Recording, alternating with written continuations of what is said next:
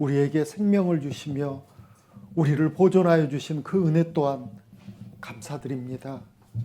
오늘 귀한 시간 하나님께서 우리를 말씀 앞으로 불러주셨으니 오늘 말씀을 통해 하나님을 더 자세히 알므로 우리 삶에 큰 힘이 되게 은혜를 베풀어 주시기를 간절히 기도합니다.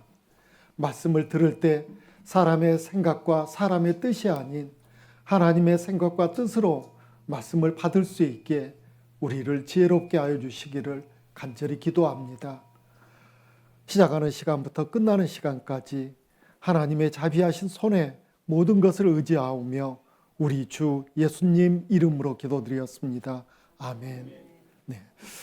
저희는 월요일부터 오늘까지 성경에 있는 많은 말씀들을 배웠습니다. 그런데 이 성경 말씀을 통해서 무엇을 우리가 배우게 되었고 또 무엇을 알게 되었는지 개략적으로 먼저 말씀드리고 이제 말씀을 이어갈까 합니다. 성경 이 말씀 첫 번째 말씀인 창세기 1장 1절 태초에 하나님이 천지를 창조하시니라 라는 이 말씀으로 시작된 이 성경 주로 앞부분을 많이 배웠습니다. 오늘까지 우리는 늘 말씀을 들으면서 생각해 봐야 될 게 있는데요. 하나님이 누구시냐라는 것이죠. 먼저는 하나님이 진짜로 존재하시는 분인지 우리는 그거에 대한 늘 질문하면서 이 말씀을 들어봐야 됩니다. 진짜 하나님은 계신 분인가? 아니면 사람들이 꾸며낸 또 어떤 분이 표현하듯이 연약한 인간들이 의지할 곳이 없어서 가짜 신을 만들어 놓고 그 신에게 의지하는 그런 대상인지 우리는 우리 스스로 들었던 말씀을 기준 삼아서 생각해 봐야 됩니다. 하나님은 진짜 계시냐? 이 부분이죠. 그리고 이제 자연스럽게 하나님은 계신 것 같아 라는 생각이 들어온다면 그 다음에 이제 둘째 날부터 오늘까지 계속 고민해 봐야 될 것은 또 이 부분입니다. 하나님의 능력이죠. 하나님은 얼만큼의 능력을 갖고 계시는지 많은 분들은 이렇게 표현하거든요. 하나님은 전지전능하시다라고 합니다. 전지전능이라는 것은 하나님은 모든 것을 아시고 모든 것을 할 수 있는 능력이 있으시다라는 거죠. 그 하나님이 맞는지 우리는 생각해 봐야 됩니다. 창조의 여러 모습들을 통해서 하나님이 얼마나 큰 능력을 갖고 계시는지 우리는 말씀을 통해서 배웠습니다. 세상 모든 것을 하나님은 6일 동안 창조하셨는데요. 말씀으로 창조하셨거든요. 하나님이 가라사대 빛이 있으라. 하나님이 가라사대 묻이 드러나라. 하나님이 가라사대 하면서 모든 생명을 종류대로 만드셨습니다.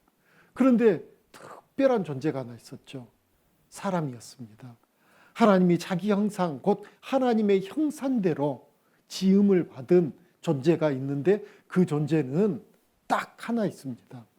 바로 사람이죠. 그 사람이 누구입니까? 바로 나거든요. 그래서 나는 세상에서 둘도 없는 가장 귀한 존재라는 겁니다. 세상에서 귀하다라는 것은 흔하면 귀한 게 아니죠. 가치가 있다라는 것 또한 흔하면 가치 있다라고 하지 않습니다. 세상에서 유일하게 딱 하나인 것이 바로 나라는 거죠. 그런데 내가 왜 가치가 있고 왜 귀한가 말씀을 통해서 우리는 배웠습니다. 나는 하나님 형상대로 지음을 받았거든요. 하나님은 우리처럼 눈, 코, 입이 있고 손발이 있는 존재가 아니죠. 하나님은 영이시니 예비하는 자가 신령과 진정으로 예비할지니라. 영은 살과 뼈가 없다라고 했습니다. 영은 회전하는 그림자도 없다 했습니다. 즉 영은 물질로 존재하는 게 아니죠. 형태가 없습니다. 그러나 존재합니다. 나는 둘로 되어 있습니다. 형태가 있는 몸이 있죠. 그런데 이 몸은 영원히 살도록 하나님 만드신 게 아닙니다. 우리의 인생은 7, 80년, 100살도 못 되는, 100년도 못 되는 그런 짧은 인생을 살다가 가게 되어 있습니다. 어디로 갑니까? 어디로요? 몸은 어디로 가는지 우리는 늘 봐서 알고 있습니다. 몸은 흙으로 갑니다. 흙으로 가거든요. 그런데 몸만이 나의 전부가 아니라는 것을 우리는 이 성경 배우기 전부터 알고 있었습니다. 몸은 7, 80년 살다가 흙으로 가는 그런 존재라는 것 알고 있음에도 불구하고 내 마음은요, 1000년 만년 살 것 같습니다. 80, 90이 돼도 죽지 않을 것 같습니다. 어디 가서 약 하나 먹으면 더 오래 살 것 같고요.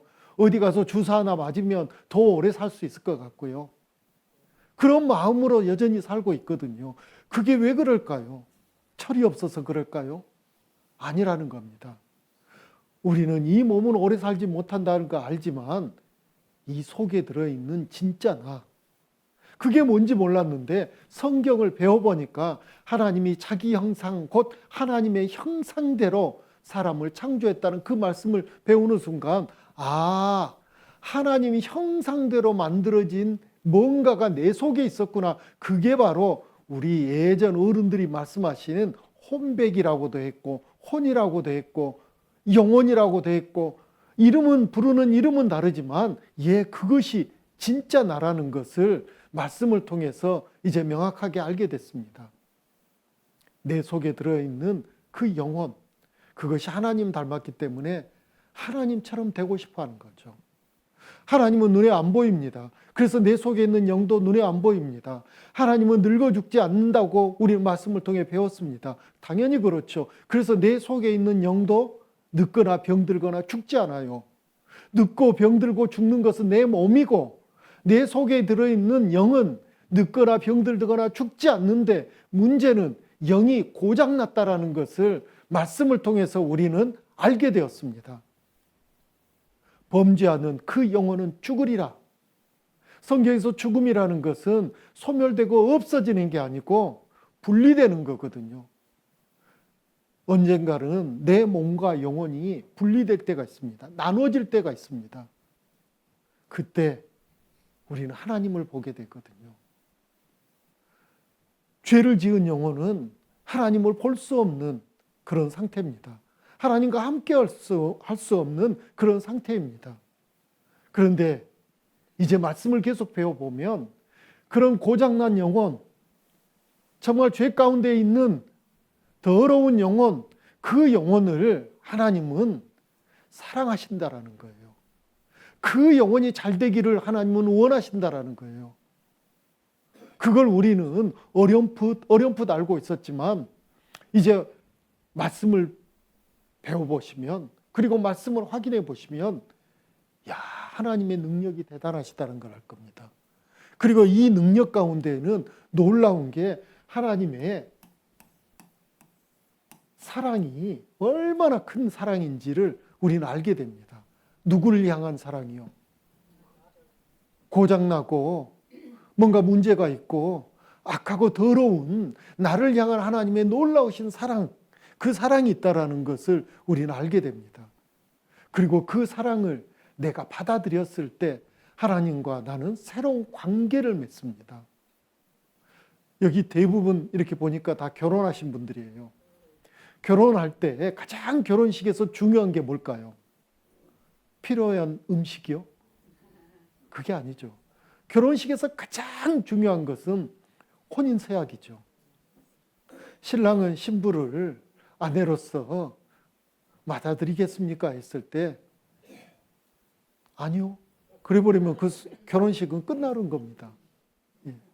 신부에게 묻겠습니다. 신부는 기쁠 때나 슬플 때나 병약할 때나 부할 때나 가난할 때나 옆에 있는 이 남자를 신랑으로 사랑하겠습니까? 근데 신부가 아니요.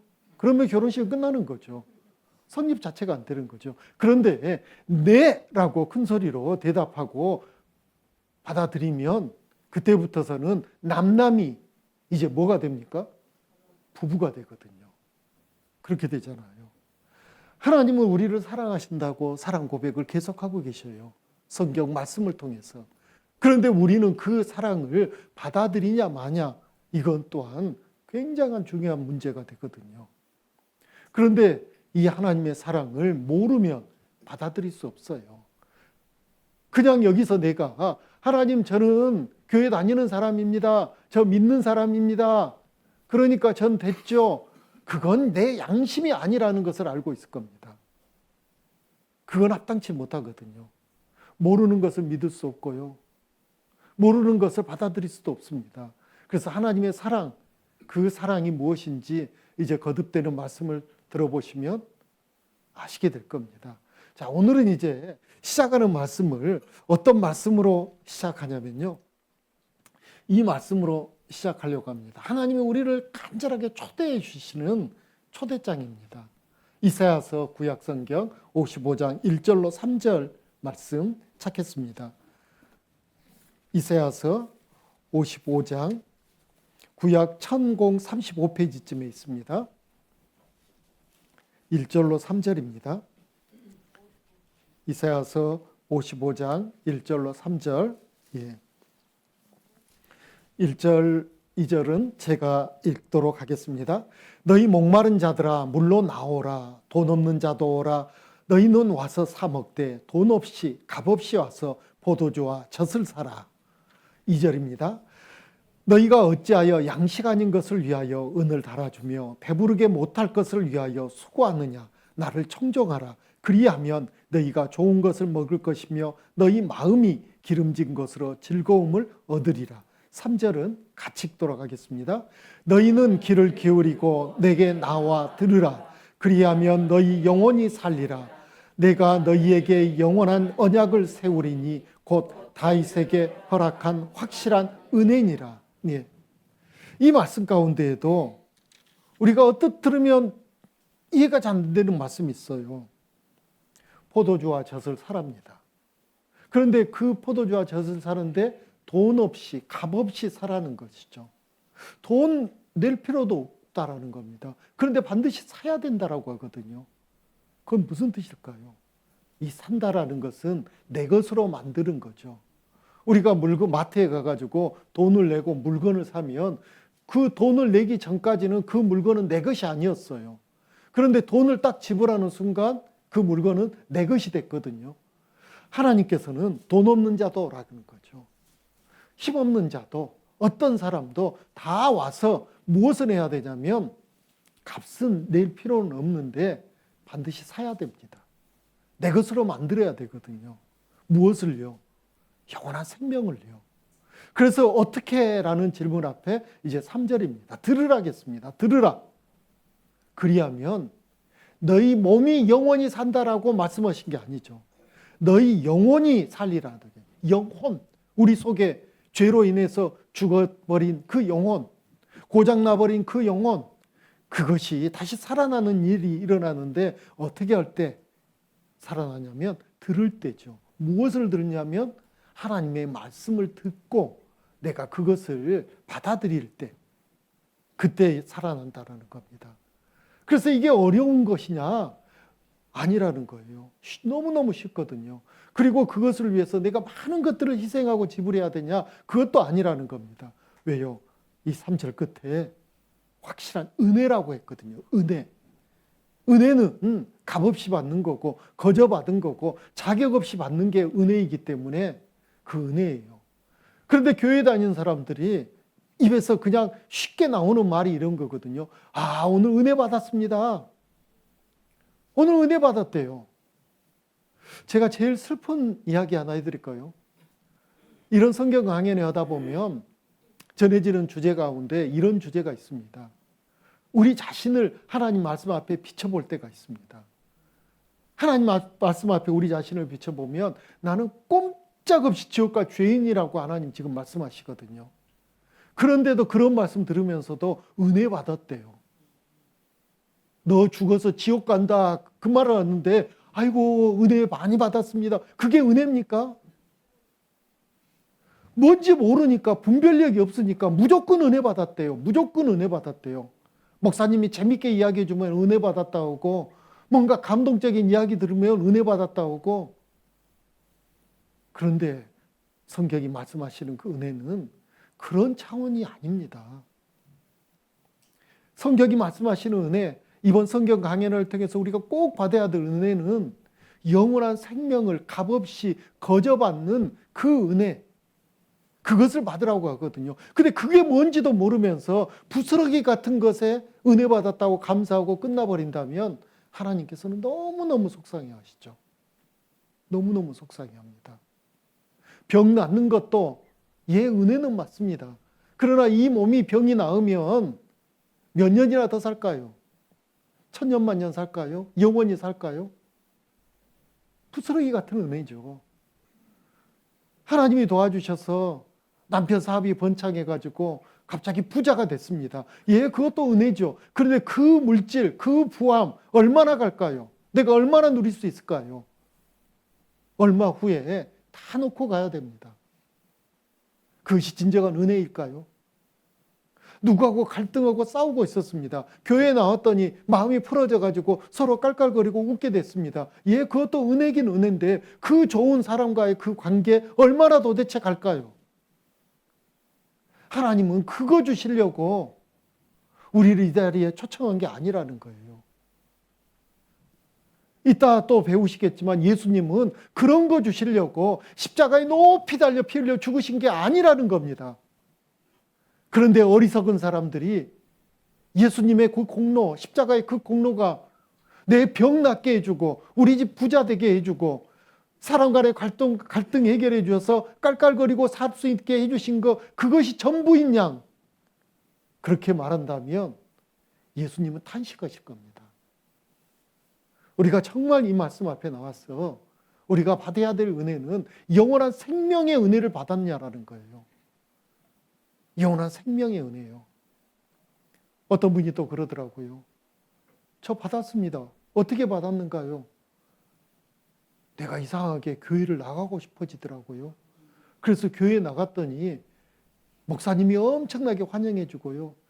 장로님이, 집사님이 찬양해 주고요. 그리고 그 교회 교족부에 내 이름 썼고요. 그리고 세례 받았고요. 침례 받았고요. 그래서 저는 이제 천국 가게 됐습니다. 그래요.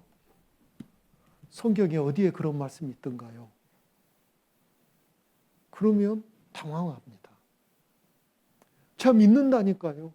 그래요. 영원한 생명을 얻는 어떤 것을 믿고 있는가요? 당황해요.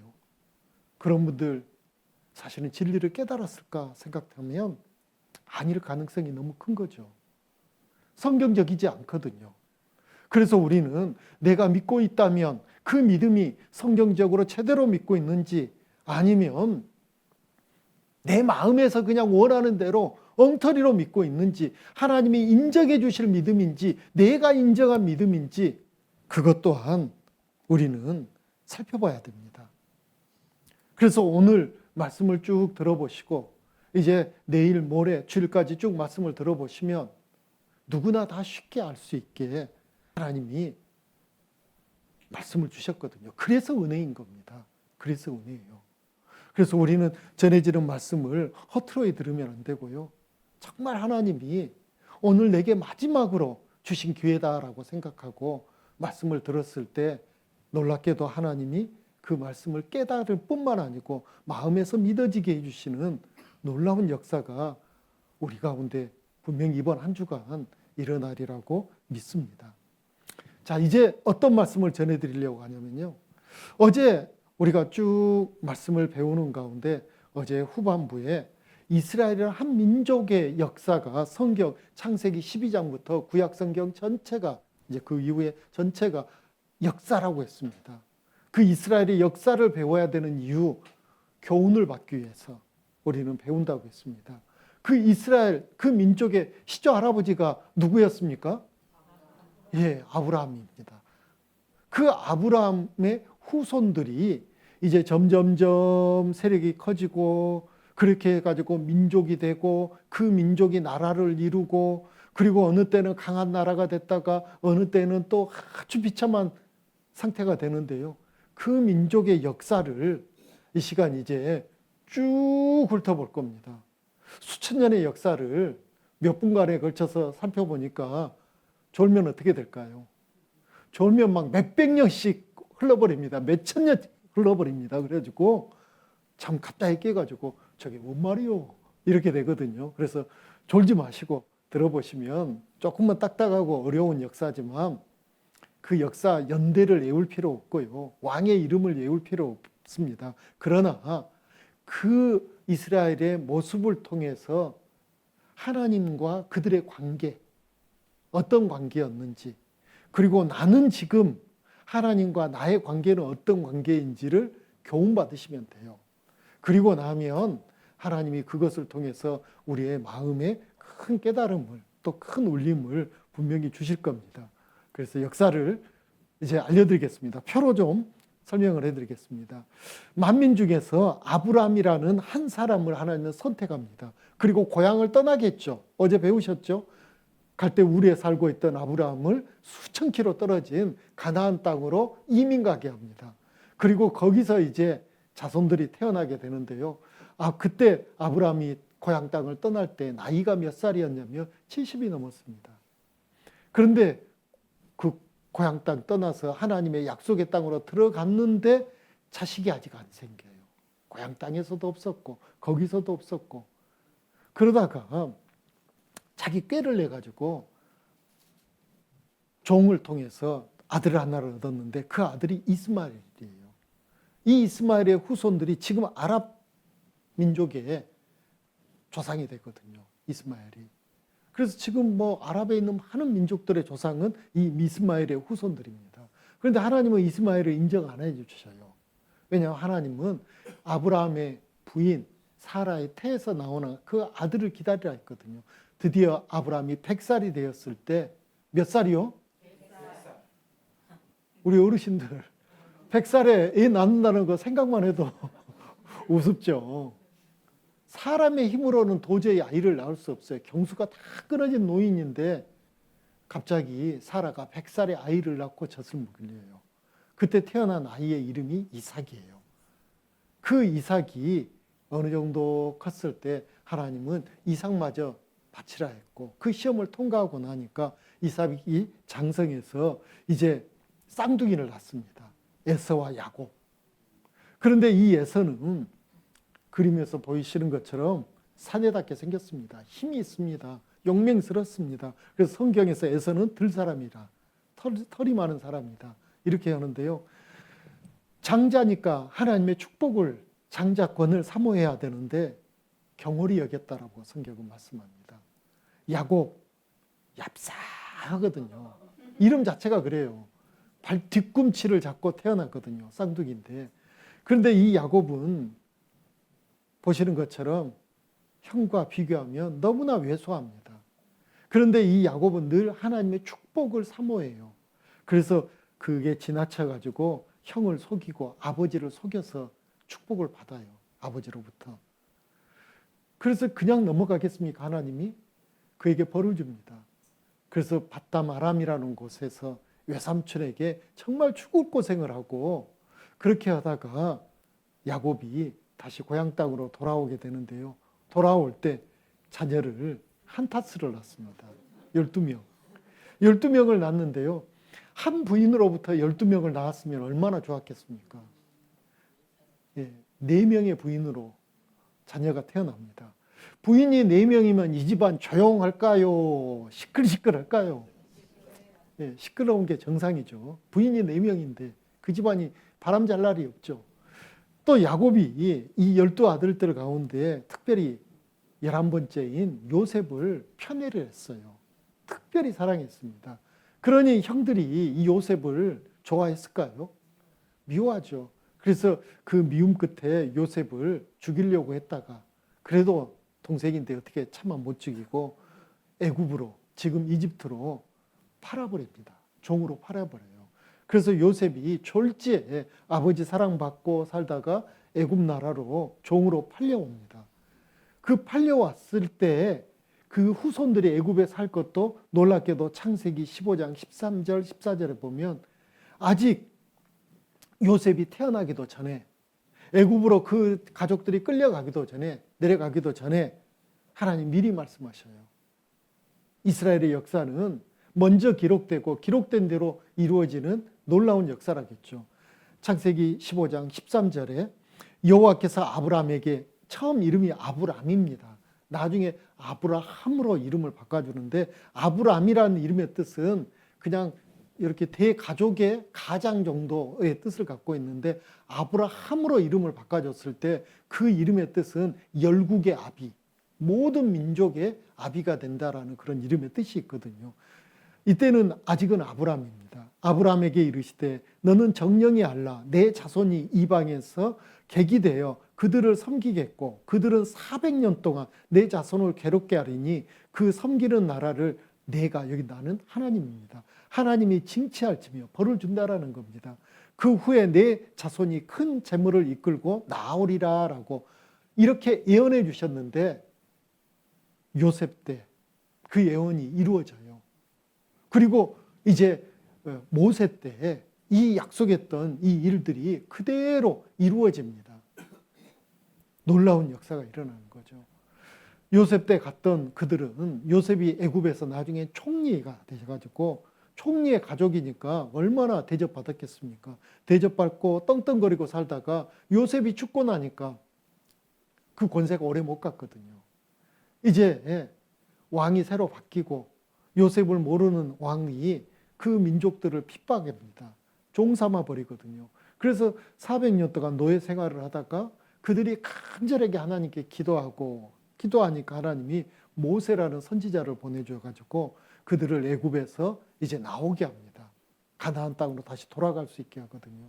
그런데 그 과정 가운데 애굽 왕 바로가 보내주지 않죠. 그래서 애굽 지역에 그 나라에 재앙이 내리거든요. 첫 번째 재앙은 모든 물이 피가 바뀌는 재앙입니다. 물을 마시려고 하니까 피가 되고 강물도 피고 이게 사람이 살 수 있겠습니까? 그래서 아이고 안 되겠다 가라 했는데 마음이 강팍해가지고 다시 또 붙잡거든요. 그러니까 이번에는 개구리를 보내가지고요 온 나라가 개구리로 뒤덮입니다.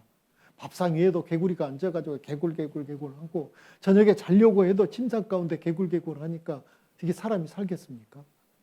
못 살아요. 보내준다고 약속했는데 또 이번에도 안 지켜요. 그러니까 이번에는 티끌이 이가 돼가지고요. 이가 뭔지 젊은 사람들은 잘 모르죠. 근데 어르신들은 아시죠? 예전에 턱 하면 그 쾌감, 그 다음에 호롱불에다가 해가지고 톡톡톡톡톡 뭐 젊은 사람들은 뭔 말인지 몰라요. 그 다음에 그래도 안 보내주니까 파리, 밥숟갈 딱 떴는데 새카만 게 앉아 있으면 사람이 살겠습니까? 보내줘야 되는데 여전히 안 보내줘요. 그러니까 이번에는 죄 없는 짐승들이 죽어갑니다. 전염병으로. 짐승들이 죽어가니까 이제 심각하잖아요. 그래서 보내줘야 되는데 안 보내는 겁니다. 그러자 이제 하나님이 짐승이 아닌 사람들이 병들어 죽어요. 전염병으로 사람들이 고통을 받아요. 그래도 안 보내니까 우박을 내려가지고 농사 지었던 거, 애써 농사 지은 것이 싹 엉망이 되게 만듭니다. 그래도 안 보내니까 조금 우박 피해를 해서 남은 것들이 이제 메뚜기가 날라와가지고 다 먹어버립니다. 살 수가 없죠. 그래도 안 보내니까 갑자기 아침이 됐는데도 해가 뜨지 않아요. 깜깜합니다. 얼마나 놀랐을까요? 이쯤 되면 보내줘야 되잖아요. 그래도 안 보내니까 마지막 종의 첫 아들부터 왕의 첫 아들까지 짐승의 첫 새끼까지 모든 큰 것들, 첫 번째 것 장자들은 다 죽습니다. 이러니 이제 드디어 바로가 항복하거든요. 그래서 자기 아들이 죽는 걸 보고 도저히 안 되겠구나. 그래 좋다 가라 하고 떠나 보내줍니다. 그런데 이스라엘 그 민족들은 희한하게 장자 죽는 그 재앙이 내리는 그날 밤 이스라엘 집에 있는 장자들은 죽지가 않는 거예요. 왜 안 죽냐면 하나님은 계속 심판 앞에서는 미리 피할 길을 일러주시거든요. 이스라엘 민족들에게도 특별히 이 재앙을 피할 길을 알려주셨는데 그 내용이 출애굽기 12장 5절로 7절에 있습니다. 제가 읽어드리겠습니다. 너희 어린 양은 흠없고 1년 된 수컷으로 하되 양이나 염소 중에서 취하고 이달 14일까지 간직하였다가 해질 때 이스라엘 회중이 그 양을 잡고 그 피로 양을 먹을 집 문 좌우 설주와 임방에 바르고 라고 했습니다. 양을 먼저 잡아가지고 그 피를 받아서 설주와 임방, 즉 문틀에 바르라는 거죠. 그러면 어떤 일이 벌어질까요? 죽음의 사자가 그 집에 아들을 죽이러 들어오려고 했다가 그 피를 보고 넘어가 버립니다. 그걸 이스라엘은 지금도 기념하고 있습니다. 그래서 지금도 명절로 세거든요. 유대인들의 제일 큰 명절이 바로 유월절. 저는 처음에 몰라가지고요. 성경 모를 때 유월절 하니까 5월 다음에 6월 달에 무슨 큰 명절이 있는 줄 알았어요. 그게 아니더라고요. 너물유, 너물월 해서 죽음이 넘어갔다. 그래서 다른 말로는 파스카, 그 축제를 지금도 이스라엘에서는 큰 명절로 세고 있습니다. 우리 집에 당연히 죽어야 될 내 아들이 죽지 않는 것은 하나님의 은혜라는 것을 기념하는 그 날이죠. 출애굽기 12장 13절에 보면 내가 애굽 땅을 칠 때 그 피가 너희 거하는 집에 있어서 너희를 위하여 표적이 될지라 내가 피를 볼 때 너희를 넘어가리니 그 다음은 같이 읽겠습니다. 재앙이 너희에게 내려 멸하지 아니하리라 라고 약속해 주셨어요. 그러니까 양을 잡아서 그 피를 그 집 대문 그 문틀에 바른 집은 그 속에 있는 아들 그날 밤 죽었을까요? 안 죽었을까요? 근데 그 피를 안 바른 집이 만약 있다면 그 집에 있는 아들은 어떻게 됐을까요?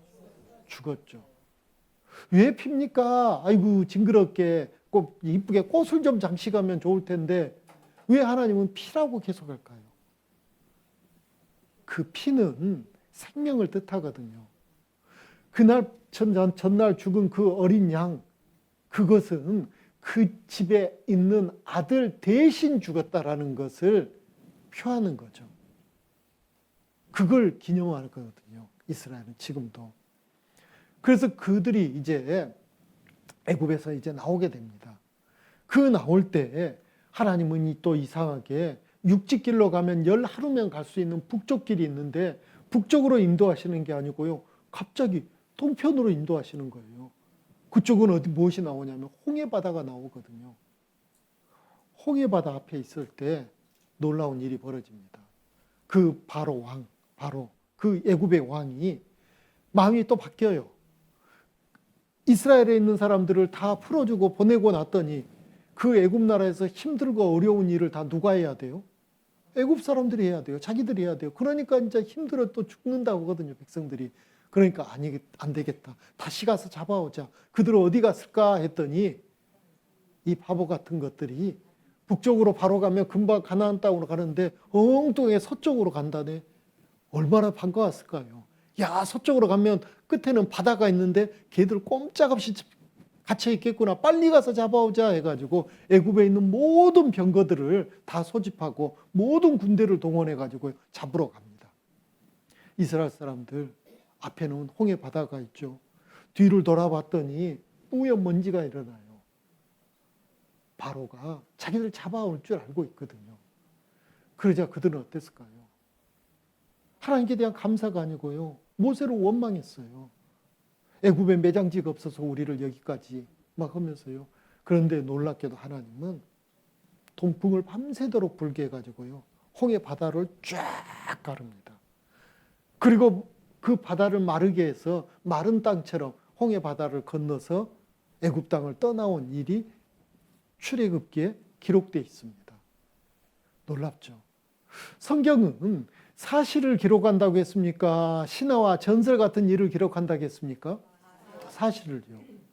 출애굽기 그 내용을 읽어보면 야, 신기하다, 재밌다. 그런데 진짜 이런 일이 있을 수 있었을까? 사람들이 관심을 가졌어요. 궁금했어요. 그래서 그 증거를 찾아봤어요. 그랬더니 증거가 있을까요? 없을까요? 있어요. 많은 사람들이 궁금했던 가운데 이스라엘 사람들이 정말로 애굽에서 종살이를 살았을까? 또 모세를 추격하던 왕은 정말로 홍해 바다에 빠져 죽었을까? 이런 부분들이거든요. 그런데 이게 사실이라는 거죠. 또 홍해 바다가 어떻게 갈라질 수 있었을까? 바다가 어떻게 갈라져요? 그런데 성경을 보고 또 여기에 대해 궁금한 것이 있는 사람들이 여러 가지 것들을 조사하고 연구해 보니까 사실이더라는 거죠. 여기 신문 자료를 보면 출애굽 행렬 눈앞에 보인 듯하다라고 보도되어 있는데요. 왜냐하면 이스라엘 사람들이 노예 생활할 때 요즘 말로 하면 신도시 건설에 동원됐거든요. 성경에는 국거성 비돔과 람셋 람셋이라고 나오는데요. 그 국고성 비돔과 람셋이 실제로 있었다라는 것이 발굴이 됐습니다. 또 요셉이 실제 인물이라는 것도 요셉의 곡창 그 창고도 발굴이 됐거든요. 또 이집트 사람들은 글자가 없습니다. 그림 글자거든요. 근데 고대 이집트 사람들의 벽화를 보니까 그 이스라엘 사람들이 노예 생활했던 그 모습들이 그려져 있는 겁니다. 그들이 노예 생활하는 가운데 벽돌을 만들었거든요. 진흙 벽돌을 만들었는데 그 일에 동원됐다라는 게 보도되어 있고요. 그리고 실제로 그 당시 진흙 벽돌, 짚을 넣어서 만들었던 그 벽돌들이 발굴이 됩니다. 그래서 성경에 있는 모든 말씀은 신화나 전설이 아니고 실제로 사실만을 기록한 성경이구나를 알게 됩니다. 또 이집트에 가면 미라가 있다고 우린 잘 알고 있죠. 특별히 왕들의 그 미라가 보존되어 있는데요.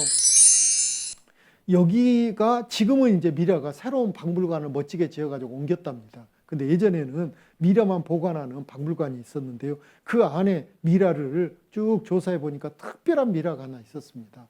모세를 추격하다가 바다에 빠져 죽은 왕이 있었다라는 것을 이 미라를 통해서 알게 됐거든요. 이집트 19왕조 메르네프타라는 왕이 익사했다라고 추정이 돼요.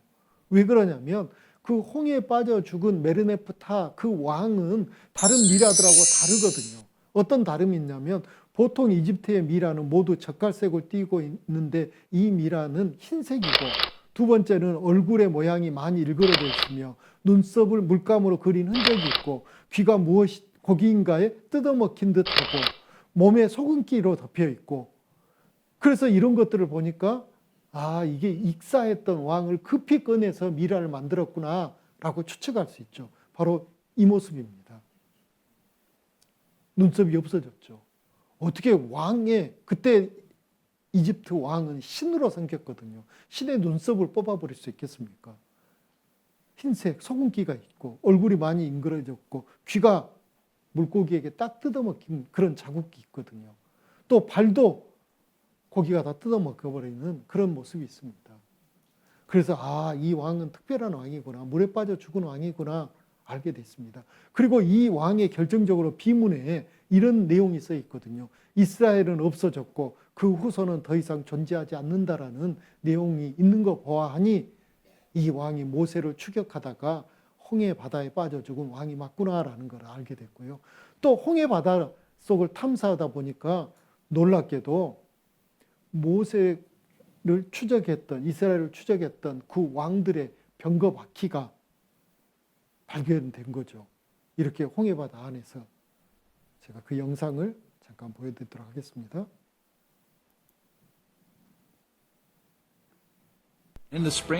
2000년 봄 로봇 카메라가 처음으로 홍해바다 속으로 들어갔습니다.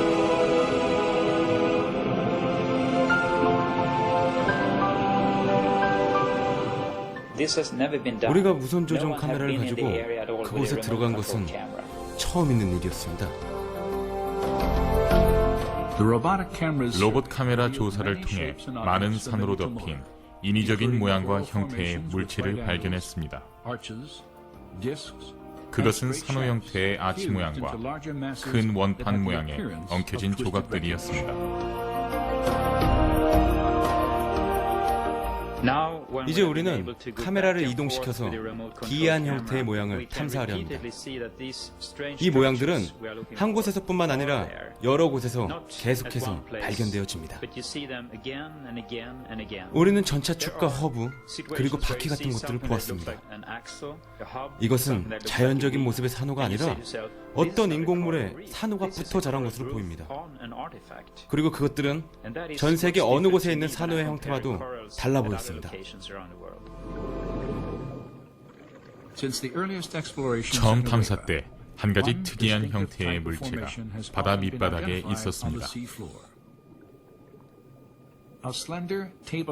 그것은 고든 막대기에 둥근 원판이 올려져 있는 원형 테이블 모양이었습니다.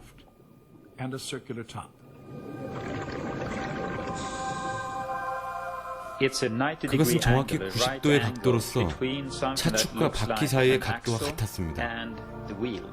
여러분도 다양한 모양의 자연적인 산호와 인공물에 붙어 자란 산호와의 차이를 알 수 있을 것입니다.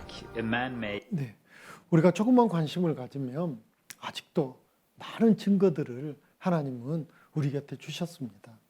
또 모세의 기적은 바람의 힘이었다라는 그 보도도 신문에 나와 있습니다. 모세의 기적은 바람이 아니고 그 바람을 부신 하나님이 만들었다는 것도 우리는 알게 됩니다. 자, 이제 출애굽했던 그들에게 이제 가나안 땅 들어가기 전에 하나님은 그들에게 약속을 하나를 하십니다. 복과 저주를 약속하시는데요. 신명기 11장 26절로 28절을 보면 내가 오늘날 복과 저주를 너희 앞에 두나니 너희가 만일 내가 오늘날 너희에게 명하는 너희 하나님 여호와의 명령을 들으면 복이 될 것이요. 무엇을 하면 복이 된다고요? 복을 주신다고요? 여호와의 명령을 들으면이라는 게, 듣는다라는 게 귀로만 이렇게 듣는 걸로 끝나면 될까요? 예, 그 말씀대로 살면 복을 준다라는 거죠. 그런데 반대입니다. 28절 너희가 만일 내가 오늘날 너희에게 명하는 도에서 돌이켜 떠나 너희 하나님 여호와의 명령을 듣지 아니하고 본래 알지 못하던 다른 신을 좇으면 뭐라고 되어 있습니까? 저주를 받으리라. 하나님 아닌 다른 것에 마음을 두고 그것을 좇으면 틀림없이 저주받습니다. 저주받습니다. 저희 시골에서도 그런 말이 있었거든요. 예전에 어르신들이 점 보는 거 좋아하고 굿하는 거 좋아하는 집안 치고 잘 되는 집안 있다겠을까요? 없다겠을까요? 없어요. 없어요.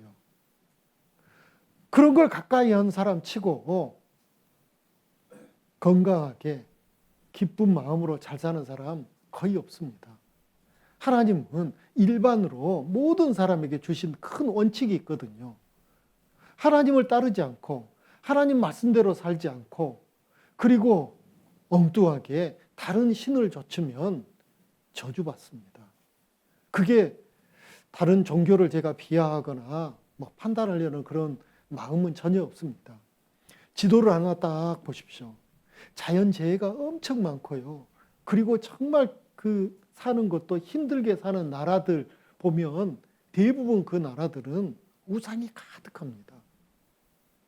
진짜 우상이 가득하거든요. 정말 힘들게 삽니다. 그런데 하나님을 믿는 나라들, 하나님을 섬기는 나라들 한번 그 모습들을 봐보십시오. 진짜 잘 삽니다. 우리가 그렇습니다. 이스라엘의 역사를 보면 더 명확해집니다. 근데 이렇게 약속을 받고 그들은 모세에게 나왔습니다. 그리고 뭐라고 했냐면요. 자, 이들이 그 말씀대로 살겠다고 했을까요? 우린 절대 그렇게 못 살아요. 그랬을까요? 예, 지키겠습니다. 그렇게 약속을 했거든요. 그런데 그들이 진짜로 이제 약속의 땅에 돌아가서 어떻게 했을까요? 그들이 이제 하나님께서는 분명히 들어가기 전에 순종하면 뭘 준다고요? 복을. 불순종하면요. 저주를. 너희들 선택하라 이렇게 하시거든요. 하나님은 절대로 믿음을 강요하시는 분이 아니에요. 오늘 우리에게도 너 복 받을래 저주 받을래 강요하시는 분이 아닙니다. 우리에게 선택할 수 있게 해주셨어요. 그래서 우리는 정말 하나님 말씀을 잘 들어야 되는 거예요. 그냥 무조건 뭔지도 모르고 무조건 믿습니다. 아멘 아멘 할 게 아니고요. 내가 뭘 믿는지 무엇에 마음을 둬야 되는지 그것을 알아보고 그 다음에 내가 결정해야지 덮어놓고 교회만 나오면 천국 갑니까? 집사 직분만 받고 장로 직분만 받으면 천국 갑니까? 목사 됐다면 무조건 천국 보내줍니까? 하나님께서요? 아니요. 그래서 우리는 정말 내 믿음을 다시 한번 확인해 봐야 됩니다. 내가 믿고 있는 게 뭔지, 성경적으로 내가 제대로 믿고 있는지, 아니면 내 마음대로 내 식대로 믿고 있는지. 우리는 순종하려면 하나님 말씀대로 순종해야 되거든요. 내 식대로 순종하면 안 돼요. 그런데 안타깝게도 종교 생활하는 사람들 보면 내 마음에 드는 것은 순종해요.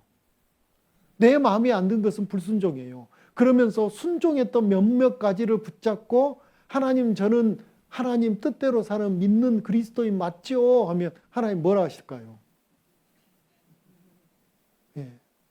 여러분들이 하나님이라 해도 금방 판단하실 겁니다. 그래서 정말 순종하는 것이 무엇인지를 이제 배우셔야 되는데요. 자, 그들이 이제 가나안 땅에 들어가는데요. 이 땅이 빈 땅으로 있으면 얼마나 좋을까요? 그런데 성경을 보면 이 땅은 400년 동안 빈 땅으로 있는 게 아니고요. 주변에 민족들이 들어가서 빈 땅이니까 주인이 떠나버렸잖아요. 그러니까 거기다가 성도 짓고 도시도 만들고 짐승들도 키우고 그러면서 거대한 7 족속이 땅을 차지하고 있어요. 그들이 요단강을 건너 들어가 가지고 이 땅은 하나님 우리에게 주신 약속의 땅이니까 그동안 400년 동안 집세도 안 내고 그렇게 살았으니까 이제 그만 가시오. 그러면 아이고 그동안 잘 썼습니다 하고 그냥 순순히 물러갔을까요? 안 가죠. 그럼 그들을 쫓아내는 방법은 뭐밖에 없을까요? 예, 전쟁밖에 없습니다. 그런데 놀랍게도요. 그들은 높은 성을 쌓고 무기도 있고 군대도 있는데 이스라엘 백성들은 종살이 하다가 급히 나왔기 때문에 군대도 없고 무기도 없어요. 그런데 그들이 싸워서 이기더라는 거죠. 그러면 그들의 힘일까요? 그 뒤에 하나님의 능력과 힘이 있었을까요? 그렇죠. 그렇게 그들은 한 땀 한 땀 이제 땅을 다시 차지하기 시작합니다. 그리고 그들이 이제 나라를 세우기 시작했을 때 그 나라의 왕은 하나님이셨거든요. 근데 하나님은 눈에 안 보이잖아요. 하나님 음성 들을 수 없잖아요. 그래서 하나님이 특별한 사람을 쓰셔요. 전쟁이 났을 때 장군으로 쓰시고 재판할 때 재판장으로 쓰시고 그 사람들이 다스리던 시대를 성경은 사사시대라고 합니다. 그 사사시대가 350여 년 정도 흘렀는데요. 그때 놀랍게도 이스라엘 백성들에게 큰 죄가 들어왔어요. 어떤 죄가 들어왔냐면요. 그들이 하나님을 잊어버린 거죠. 그리고 이렇게 흉측하게 생긴 눈에 보이는 것들을 섬겨요. 사람 인형처럼 생긴 것에다가 복 달라고 빌어요. 그걸 우상숭배라고 성경은 말씀하시거든요. 그 우상숭배를 그 뒤에 왕이 세워질 때도 여전히 그 우상을 섬기고 있습니다. 왕부터 천한 백성들까지. 그래서 하나님은 그들을 꾸짖습니다. 선지자를 보내요. 에레미야 7장 25절 26절에 보면 너희 열조가 애굽 땅에서 나온 날부터 오늘까지 내가 내 종 선지자들을 너희에게 보내었을 때 부지런히 보내었으나 너희가 나를 청종치 아니하며 귀를 기울이지 아니하고 목을 굳게 하여 너희 열조보다 악을 더 행하느니라 하라겠거든요. 제발 그러면 안 된다. 하나님은 그렇게 눈에 보이는 거 그런 거 섬기면 큰일 난다고 했다. 그래도 그들이 돌이키지 않는 겁니다.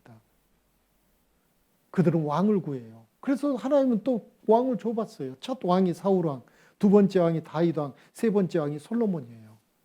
그래서 많이 들어본 왕들이죠.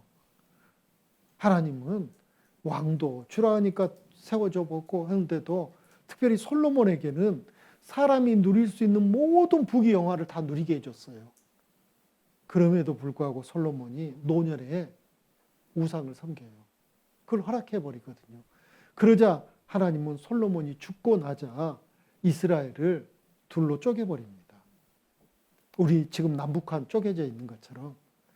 그러면 이때라도 그들이 정신을 차리고 회개하고 돌아왔어야 되는데 그렇지 않아요. 그러자 하나님은 계속 경고하거든요. 선지자를 보내서 북이스라엘에는 엘리야, 엘리사, 아모스, 호세아, 남유다에도 이사야, 미가, 에레미야, 스바냐 등등 많은 선지자들을 보내가지고 경고하는데 그들이 돌이키지 않은 겁니다. 특별히 북이스라엘 19왕이 있었는데 선한 왕은 한 왕도 없었거든요. 그러자 하나님은 아수르란 나라를 갑자기 강력한 나라를 만들어가지고 북이스라엘을 멸망시켜버립니다. 그리고 그들을 비참하게 죽이고 포로로 끌어갑니다. 그러면 이제 남유다 남았습니다. 형제 나라가 멸망한 거 봤으니까 돌이켜야 되잖아요. 이 선한 왕, 몇 왕이 있을 때는 돌이킨 듯 했어요. 우상들도 막 철폐하고 제사도 지내지 않고 우상들을 섬기는 일도 잠시 중단하고 그런데 완벽하게 돌이키질 않았습니다. 그 선한 왕이 죽고 나니까 그 다음 아들 때에 가서 다시 예전처럼 또 우상을 섬기는 일이 있습니다. 그러자 이번에는 바벨론이라는 나라를 강하게 만들어가지고 남유다마저 멸망시켜버립니다. 그리고 그들을 포로로 끌고 가버려요. 바벨론으로. 이건 세계사 책에도 나와 있는 이야기거든요. 자, 이제 이스라엘은 주권을 상실했습니다. 나라를 잃어버렸습니다. 이제 그들은 종살이를 합니다. 그 나라의 주인이 이제 바벨론이 페르시아에 의해서 멸망하고요. 페르시아는 헬라, 그리스에 의해서 멸망하고요. 헬라는 로마에 의해서 멸망합니다. 주인은 계속 바뀌는데 이스라엘은 독립하지 못하고 여전히 계속해서 종살이를 해요. 그러니까 그들이 어땠을까요? 하나님께 이제 또 애굽에서 종살이하다 너무너무 힘드니까 하나님 저희 좀 살려주십시오 하고 기도하듯이 또 기도해요. 그러자 하나님은 선지자를 보내가지고는 도저히 그들이 돌이키지 않는 것 같으니까 하나님이 직접 사람이 되어서 이스라엘 땅에 오셔요. 그분이 누구실까요? 예, 그분이 예수님. 가장 낮은 모습으로 오셨습니다. 예수님이 처녀의 태를 빌어서 하나님이 사람이 되어서 오셨는데 처음 누인 곳이 짐승의 구유거든요. 그런데 우린 이 말씀 기억합니다. 이번에 배웠거든요. 요한복음 1장 1절입니다. 태초에 말씀이 계시니라. 이 말씀이 하나님과 함께 계셨으니 이 말씀은 곧 뭐라겠습니까? 하나님. 말씀과 하나님은 똑같아요. 나는 하나님 믿는 사람입니다. 그 말은 나는 말씀을 믿는 사람입니다. 당신은 어떤 하나님을 믿는가요? 예, 저는 이렇게 말씀하신 이 하나님을 믿습니다라고 대답할 수 있어야 되는데 안타깝게도 오늘날 교회 다니는 사람은 엄청 많지만 하나님 믿는다라고 입으로는 고백하고 있지만 구체적으로 어떤 하나님, 어떤 말씀을 믿습니까? 그러면 대답을 제대로 못해요. 교회 나간 지 지금 제가 몇 년째입니다. 요건 이야기하고요. 제가 교회에서 집사 직분도 받았습니다. 요건 자랑스럽게 이야기하는데 내 믿음의 실체가 무엇인지에 대해서는 주저해요. 결국 하나님을 모르는 거죠. 하나님을 제대로 만나보지 못했다라는 증거이죠. 이 말씀은 곧 하나님이신데 내가 믿는 하나님, 내가 믿는 말씀이 무엇인지도 제대로 말을 못하면서 그동안 나는 믿음 생활을 10년 했네, 20년 했네, 30년 했는데 그게 무슨 의미가 있겠습니까? 하나님 앞에 가보십시오. 훅 불어버리니까 아무것도 남지 않는 겨와 같은 그런 믿음이었죠.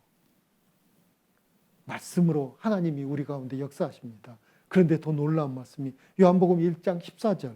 말씀이 육신이 돼요. 육신이라는 것은 프레시, 이 몸이 됐다라는 거예요. 사람 같은 몸이 되어 우리 가운데 거하심에 우리가 그 영광을 보니 아버지의 독생자의 영광이요 은혜와 진리가 충만하더라 했습니다. 독생자. 딱 한 번 사람이 되어서 우리 가운데 거하신 하나님. 그 하나님을 보니까 은혜가 진리가 충만하다라는 거죠. 그분이 누구신지 우린 미리어 짐작할 수 있죠. 누구십니까? 예수님. 예수님 은혜가 충만하십니다. 예수님은 진리 그 자체이셔요. 예수님이 그냥 오시면 사람이 안 믿을까 봐 성경 여기저기에 예언되어 있거든요. 예수님은 마태복음 1장 18절에 우리와 좀 다릅니다. 뭐가 다르냐면 예수 그리스도의 나심은 이러하니라. 그 모친 마리아가 요셉과 정혼하고 동거하기 전에 성령으로 잉태된 것이 나타났으니.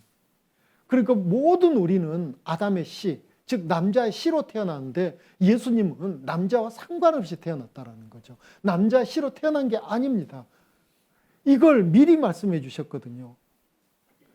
마태복음 이어지는 1장 23절에 보라 처녀가 잉태하여 아들을 낳을 것이요 그 이름을 뭐라고요? 임마누엘. 이 이름의 뜻이 뭔지 바로 설명이 되셨습니다. 하리라 하셨으니 이를 번역한즉 하나님이 우리와 함께 계시다 함이라. 하나님이 우리와 함께 하시는 하나님, 우리처럼 생긴 하나님을 하나님은 허락하신 거죠. 임마누엘입니다. 처녀가 아이를 낳는다는 거죠. 이 말씀을 예수님 태어나기 약 700년 전에 이새야 선지자를 통해서 이새야서 9장 6절에 보면 이는 한 아기가 우리에게서 낳고 한 아들을 우리에게 주신 바 되었는데 그 어깨에는 정사를 메었고 그 이름은 기묘자라 모사라 전능하신 하나님이라 용전하시는 아버지라 평강의 왕이라 할 것이다. 한 아기, 이 아기가 사람이면 이런 말을 사람에게 붙일 수 있습니까? 없죠. 처녀가 낳은 남자와 상관없이 성령으로 인해서 태어난 그 하나님은 우리 눈에는 우리와 똑같은 어린아이 하고 태어난 벌거숭이 어린아이 같은데 그 아이가 누구냐면 기묘자예요.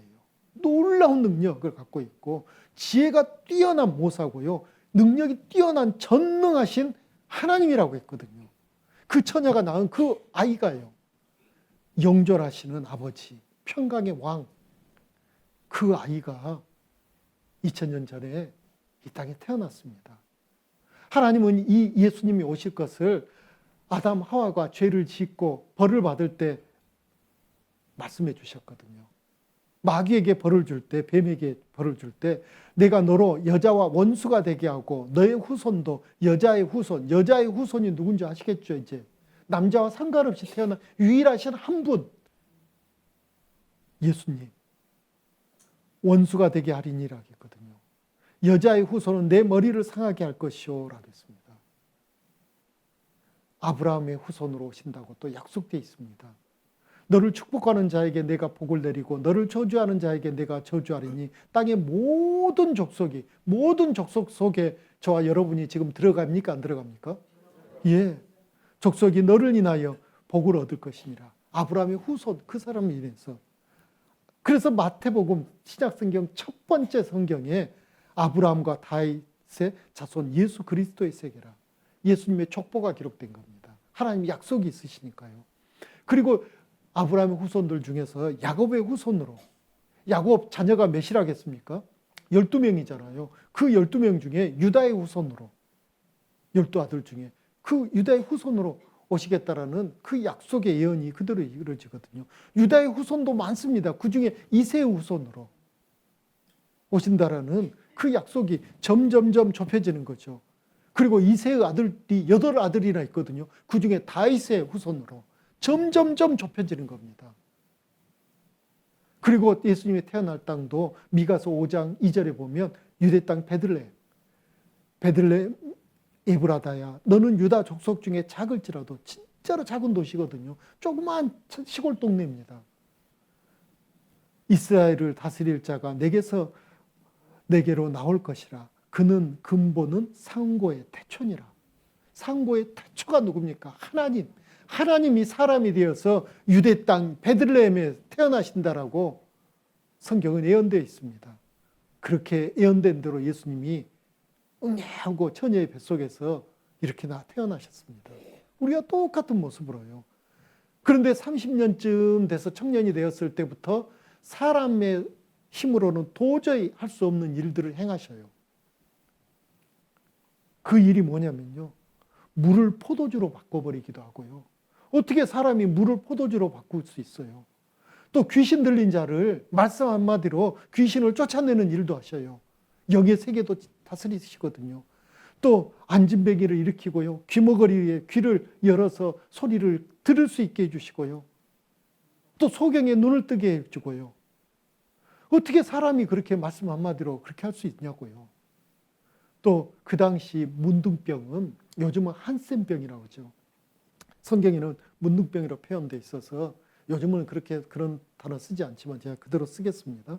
그 문둥병, 도저히 그 당시 의술로는 치료할 수 없는 그 천형이라고 생각했던 그 문둥 환자, 몸이 썩어 문드러지고 고름이 나고 피고름이 나고 냄새가 나고, 그런데 예수님이 그 사람을 굳이 만지시면서, 그 전에는 말씀으로 병을 다 낫게 할 수도 있었거든요. 근데 만져주시면서 그 문둥이가 깨끗하게 되는 그런 일도 일어나요. 그러니까 사람들이 얼마나 놀랐겠습니까? 그 모습 영상으로 잠깐 보겠습니다.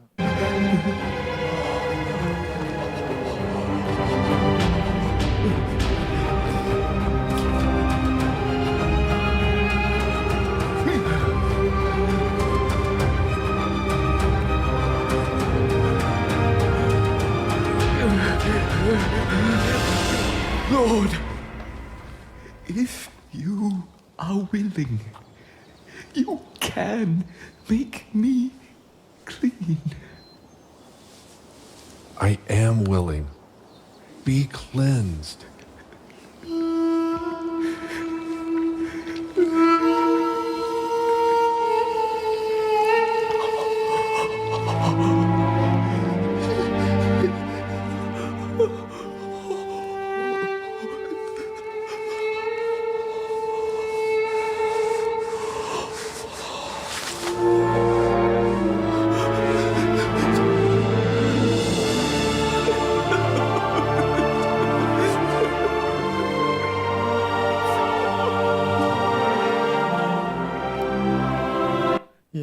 그렇게 깨끗해 주니 사람들이 어땠을까요? 야, 예수님만 만나면 모든 병 낫고 나니까 구름처럼 사람이 몰려들었습니다. 어떤 여인은 예수님 뒤에 가서 옷자락만 만졌는데도 병이 낫는 일도 일어나요. 그리고 말씀 듣다가 해가 지려고 하니까 먹을 게 없잖아요. 그때 예수님이 어린아이의 도시락에 있는 보리떡 5개와 물고기 2마리로 장정만 5,000명, 그러니까 여자와 어린아이와 노인 합하면 10,000명도 넘었을 겁니다. 그들이 다 배불리 먹고 남은 것을 모아보니까 12강 바구니나 모여지는 그런 놀라운 그런 이적도 행하시거든요. 그러니까 사람들이 야, 예수님 옆에 가면 병도 낫죠. 먹을 것도 해결되죠. 그러니 얼마나 예수님 인기가 높았겠습니까? 어느 때는 또 거친 바다도 예수님 말씀 한마디에 바다가 잔잔해져 버리거든요. 또 유령인 줄 알았는데 예수님이 바다 위를 걸어서 오시거든요. 이거 사람이 할 수 있습니까? 이거 누가만 할 수 있는 일입니까? 하나님만요. 예수님은 왜 이렇게 이적과 기적을 보여주시냐면요. 예수님이 하나님이시라는 것을 증거하려고요. 왜 하나님이라는 걸 증거해야 되냐면 예수님께서 이제 그 불쌍한 영혼들을 위해서 하신 선포의 말씀을 믿으라고요. 그런데 안타깝게도 사람들이 그걸 믿지 않거든요. 결정적으로 예수님이 이런 일도 하십니다. 죽은 회당장 야이로의 12살 먹은 딸을 살려내고요. 나인성 과부의 아들을 살려내고요. 죽은 지 나흘이나 돼서 썩어 냄새나는 나사로를 말씀으로 살려내는 일까지 일어나니까 사람들이 엄청나게 몰려들죠. 그런데 그때마다 예수님은 안타까우셔요. 예수님이 기적을 행하는 것은 기적 자체가 목적이 아니고 영혼의 문제, 죽음에 대한 문제를 말씀하시는데 그때마다 사람들이 어려워하고 그리고 떠나버리거든요.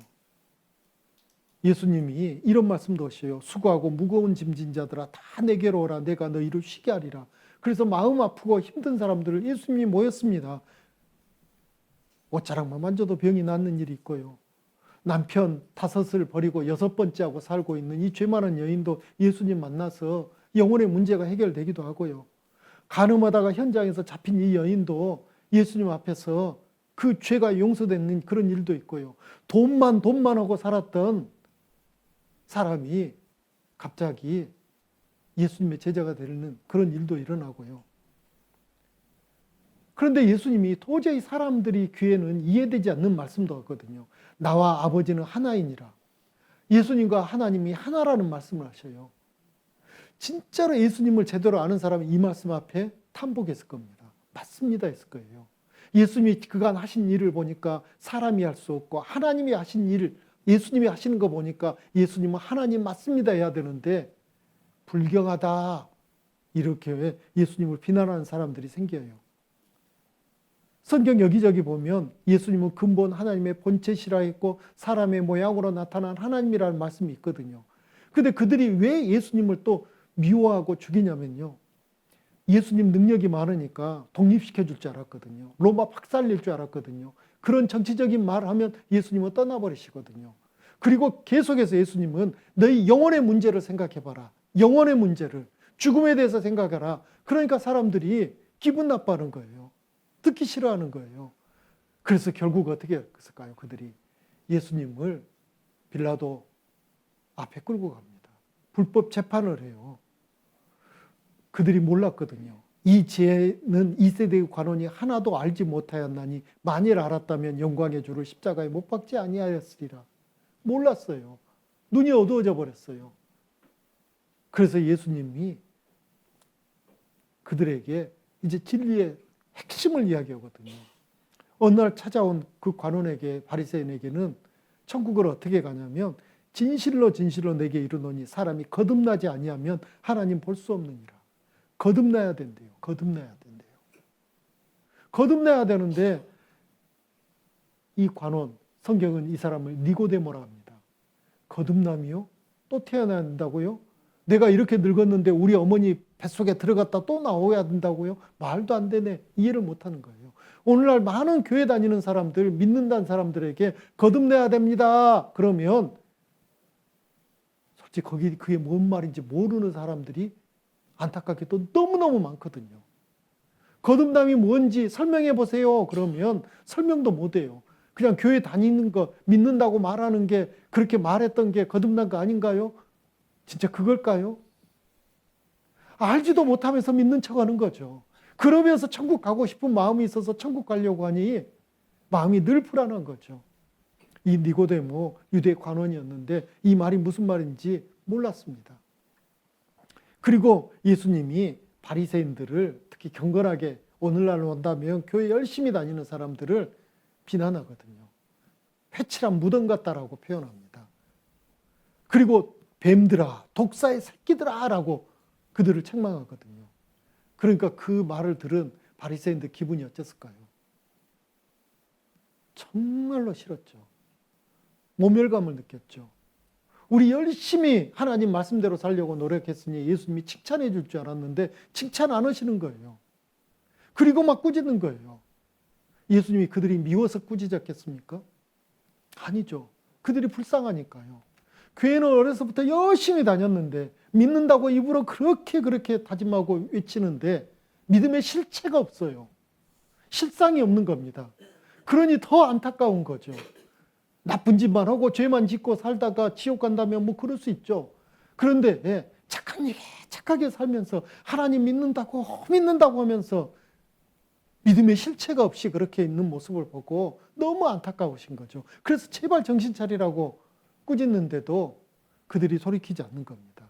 그리고 그들이 이제 작당 모의를 해요. 어떤 모의를 하냐면 대제사장과 바리새인들이 공회를 모이고 가로되 이 사람이 많은 표적을 행하니 우리가 어떻게 하겠느냐. 만일 저를 그대로 두면 모든 사람이 저를 믿을 것이요 그리고 로마인들이 와서 우리 땅과 우리 민족을 빼앗아 가리라 하니 한 사람이 백성을 위하여 죽어서 온 민족이 망하지 않게 되는 것이 너희에게 유익한 줄을 생각지 아니한도다. 그들은 예수님 차라리 죽이자 이러는 거예요. 자기 뜻대로 안 해준 예수님을 죽이려고 해요. 그래서 빌라도 앞에 끌고 갑니다. 불법 재판을 합니다. 빌라도가 알아보죠. 예수님을 죽여야 될 죄목이 있어야 되잖아요. 죽여달라 하는데 그런데 배고픈 사람에게 먹을 거 준 게 죽여야 될 죄입니까? 아픈 사람 치료시킨 게 죽여야 될 죄입니까? 죽은 사람 살려낸 게 죽여야 될 죄입니까? 죄 몫이 없어요. 그래서 빌라도가 대충 몇 대 때리고 풀어주려고 하는데 그들이 이 데모를 합니다. 죽여달라는 거죠. 십자가에 못 박으라. 결국 빌라도가 대야에 물을 떠다 놓고 손을 씻으면서 나는 죽일 생각 없었다. 근데 너희들이 죽여달라 하니 나 어쩔 수 없이 그냥 사형 판결 내리는 거다. 그러면서 이 억울한 죄가 누가 당할래? 묻는 거예요. 이 사람의 피해에 대하여 나는 무죄하니 너희가 당하라. 그러자 그들이 뭐라고 대답하냐면요. 마태복음 27장 25절에 같이 읽겠습니다. 그 피를 우리와 우리 자손에게 돌릴지어다. 그 피를 우리와 우리 자손에게 돌리래요. 그래서 그대로 돌려줍니다. 잠깐 쉬었다가 오늘 시간이 좀 가서 오늘은 5분만 쉬겠습니다. 네. 자, 이제 좀 이어서 말씀드리겠습니다. 이스라엘 백성들이 예수님을 십자가에 못 박으라고 소리를 질렀습니다. 얼마 전까지만 해도 바로 며칠 전만 해도 그들은 예수님을 호산나 하면서 뜨겁게 환영을 했거든요. 호산나라 말의 뜻은 제발 우리를 구원해 주십시오라는 뜻을 갖고 있거든요. 그랬던 그들이 며칠 사이에 예수님을 십자가에 못 박으라 라고 그렇게 외치는 그 상황들을 보면 참 이해가 되지 않는 경우가 많습니다. 그런데 우리 자신을 돌아다 볼 때요. 우리가 꼭 그런 모습이 많거든요. 교회 나가면 내 마음의 소원이 다 이루어질 줄 알고 병도 낫고 자식들도 잘 되고 뭐 이것도 잘 되고 저것도 잘 되고 그럴 줄 알고 교회를 나갔는데 또 하나님 믿는다 했고 또 피 같은 내 돈 얼마도 헌금도 바치고 그랬는데 내 사는 걸 보니까 교회 나가기 전이나 후나 별로 달라진 게 없는 것 같아요. 그러면 내 마음에서 은근히 원망이 올라오고 교회 다녀봤자 소용이 없다 그런 말도 내 입에서 뱉을 때가 있고 믿어봤자 소용없더라 그런 말 하는 사람도 있고, 그런 걸 보면 딱 그 모습이거든요. 내가 하나님을 믿는 것, 교회를 다니는 이유가 이 땅에서 잘 먹고 잘 살려고 다니는 그것이 전부인 것이 바로 그 당시 이스라엘 사람들이었거든요. 예수님이 능력이 있으니까, 하나님의 그 권능을 갖고 있으니까 우리 잘 살게 해줄 줄 알았는데, 하나님은 하나님의 권능이 있는 예수님은 그게 다가 아니다라는 거죠. 그거 별것 아니다라는 거예요. 너도 죽음이 찾아올 텐데 그 다음에 너 준비했느냐? 영혼에 대해서. 또 예수님이 성경에 가장 많은 말씀을 하신 게 뭐냐면요, 지옥에 대해서예요. 지옥에 대해서 예수님처럼 자세히 여러 번 말씀하신 분이 없거든요. 사람들 지옥 이야기하니까 기분 좋았을까요? 안 좋았을까요? 그래서 오늘날 교회가 걱정되는 게요, 지옥이나 죽음에 대해서는 별로 설교를 안 합니다. 사람들이 듣기 싫어하니까요. 오는 손님도 떨어진대요. 그래서 손님들 귀에 좋은 말만 해요. 뭐냐면 예수 믿으면 복 받을 겁니다 라는 말이에요. 뭔 복이요? 만사 형통할 겁니다 만 외쳐요. 병도 낫고요, 자식들도 잘 되고요. 예수 믿으면 그렇게 된대요. 그러면 예수 믿고 그렇게 안 산 사람들은요, 성경에 보면 가난하게 산 사람들 많거든요. 바울을 생각해 보십시오. 그러면 그들의 생각 기준대로 본다면 바울은 저주받은 사람이겠네요. 예수 믿고 바울의 삶을 보면 비참해졌거든요. 그런 게 아니라는 거예요. 잘못 오해하면 예수님을 무슨 요술방망이처럼 그렇게 생각하거든요. 그래도 예수님 그런 철없는 그 이스라엘 백성들 버리지 않고 사랑하셨습니다. 예수님 십자가 지시면서 그 끌려가시면서 예수님이 하신 말씀이 있어요. 예수님이 뭐라고 하셨냐면요, 예루살렘의 딸들아 나를 위하여 울지 말고 너희와 너희 자녀를 위하여 울라. 너희와 너희 자녀를 위해서 울어라. 예수님 아시거든요. 그들이 얼마나 이제 비참한 삶을 살아야 될지를. 왜? 그들이 말했잖아요. 하나님 앞에 우리와 우리 자손에게 돌릴지어다. 무엇을요? 예수님 핏값을요.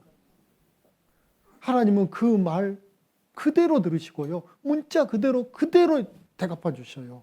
예수님 아시거든요. 그들이 얼마나 비참해질지. 그들은 저주를 선택했습니다. 하나님은 아브라함에게 3가지를 약속했죠. 땅을 약속했습니다. 가나안 땅. 그런데 그 땅은 이제 황무지가 됩니다. 젖과 꿀이 흐르는 땅이 아니고요, 광야가 돼버립니다. 큰 민족을 약속했는데 민족이 되기커녕 막 흩어지고 전 세계에 이산되는 그런 일이 벌어집니다. 복의 근원이 된다 했는데 저주를 받습니다. 가는 곳마다 칼이 따라요. 죽음이 따르거든요, 그들에게. 왜 그랬을까요?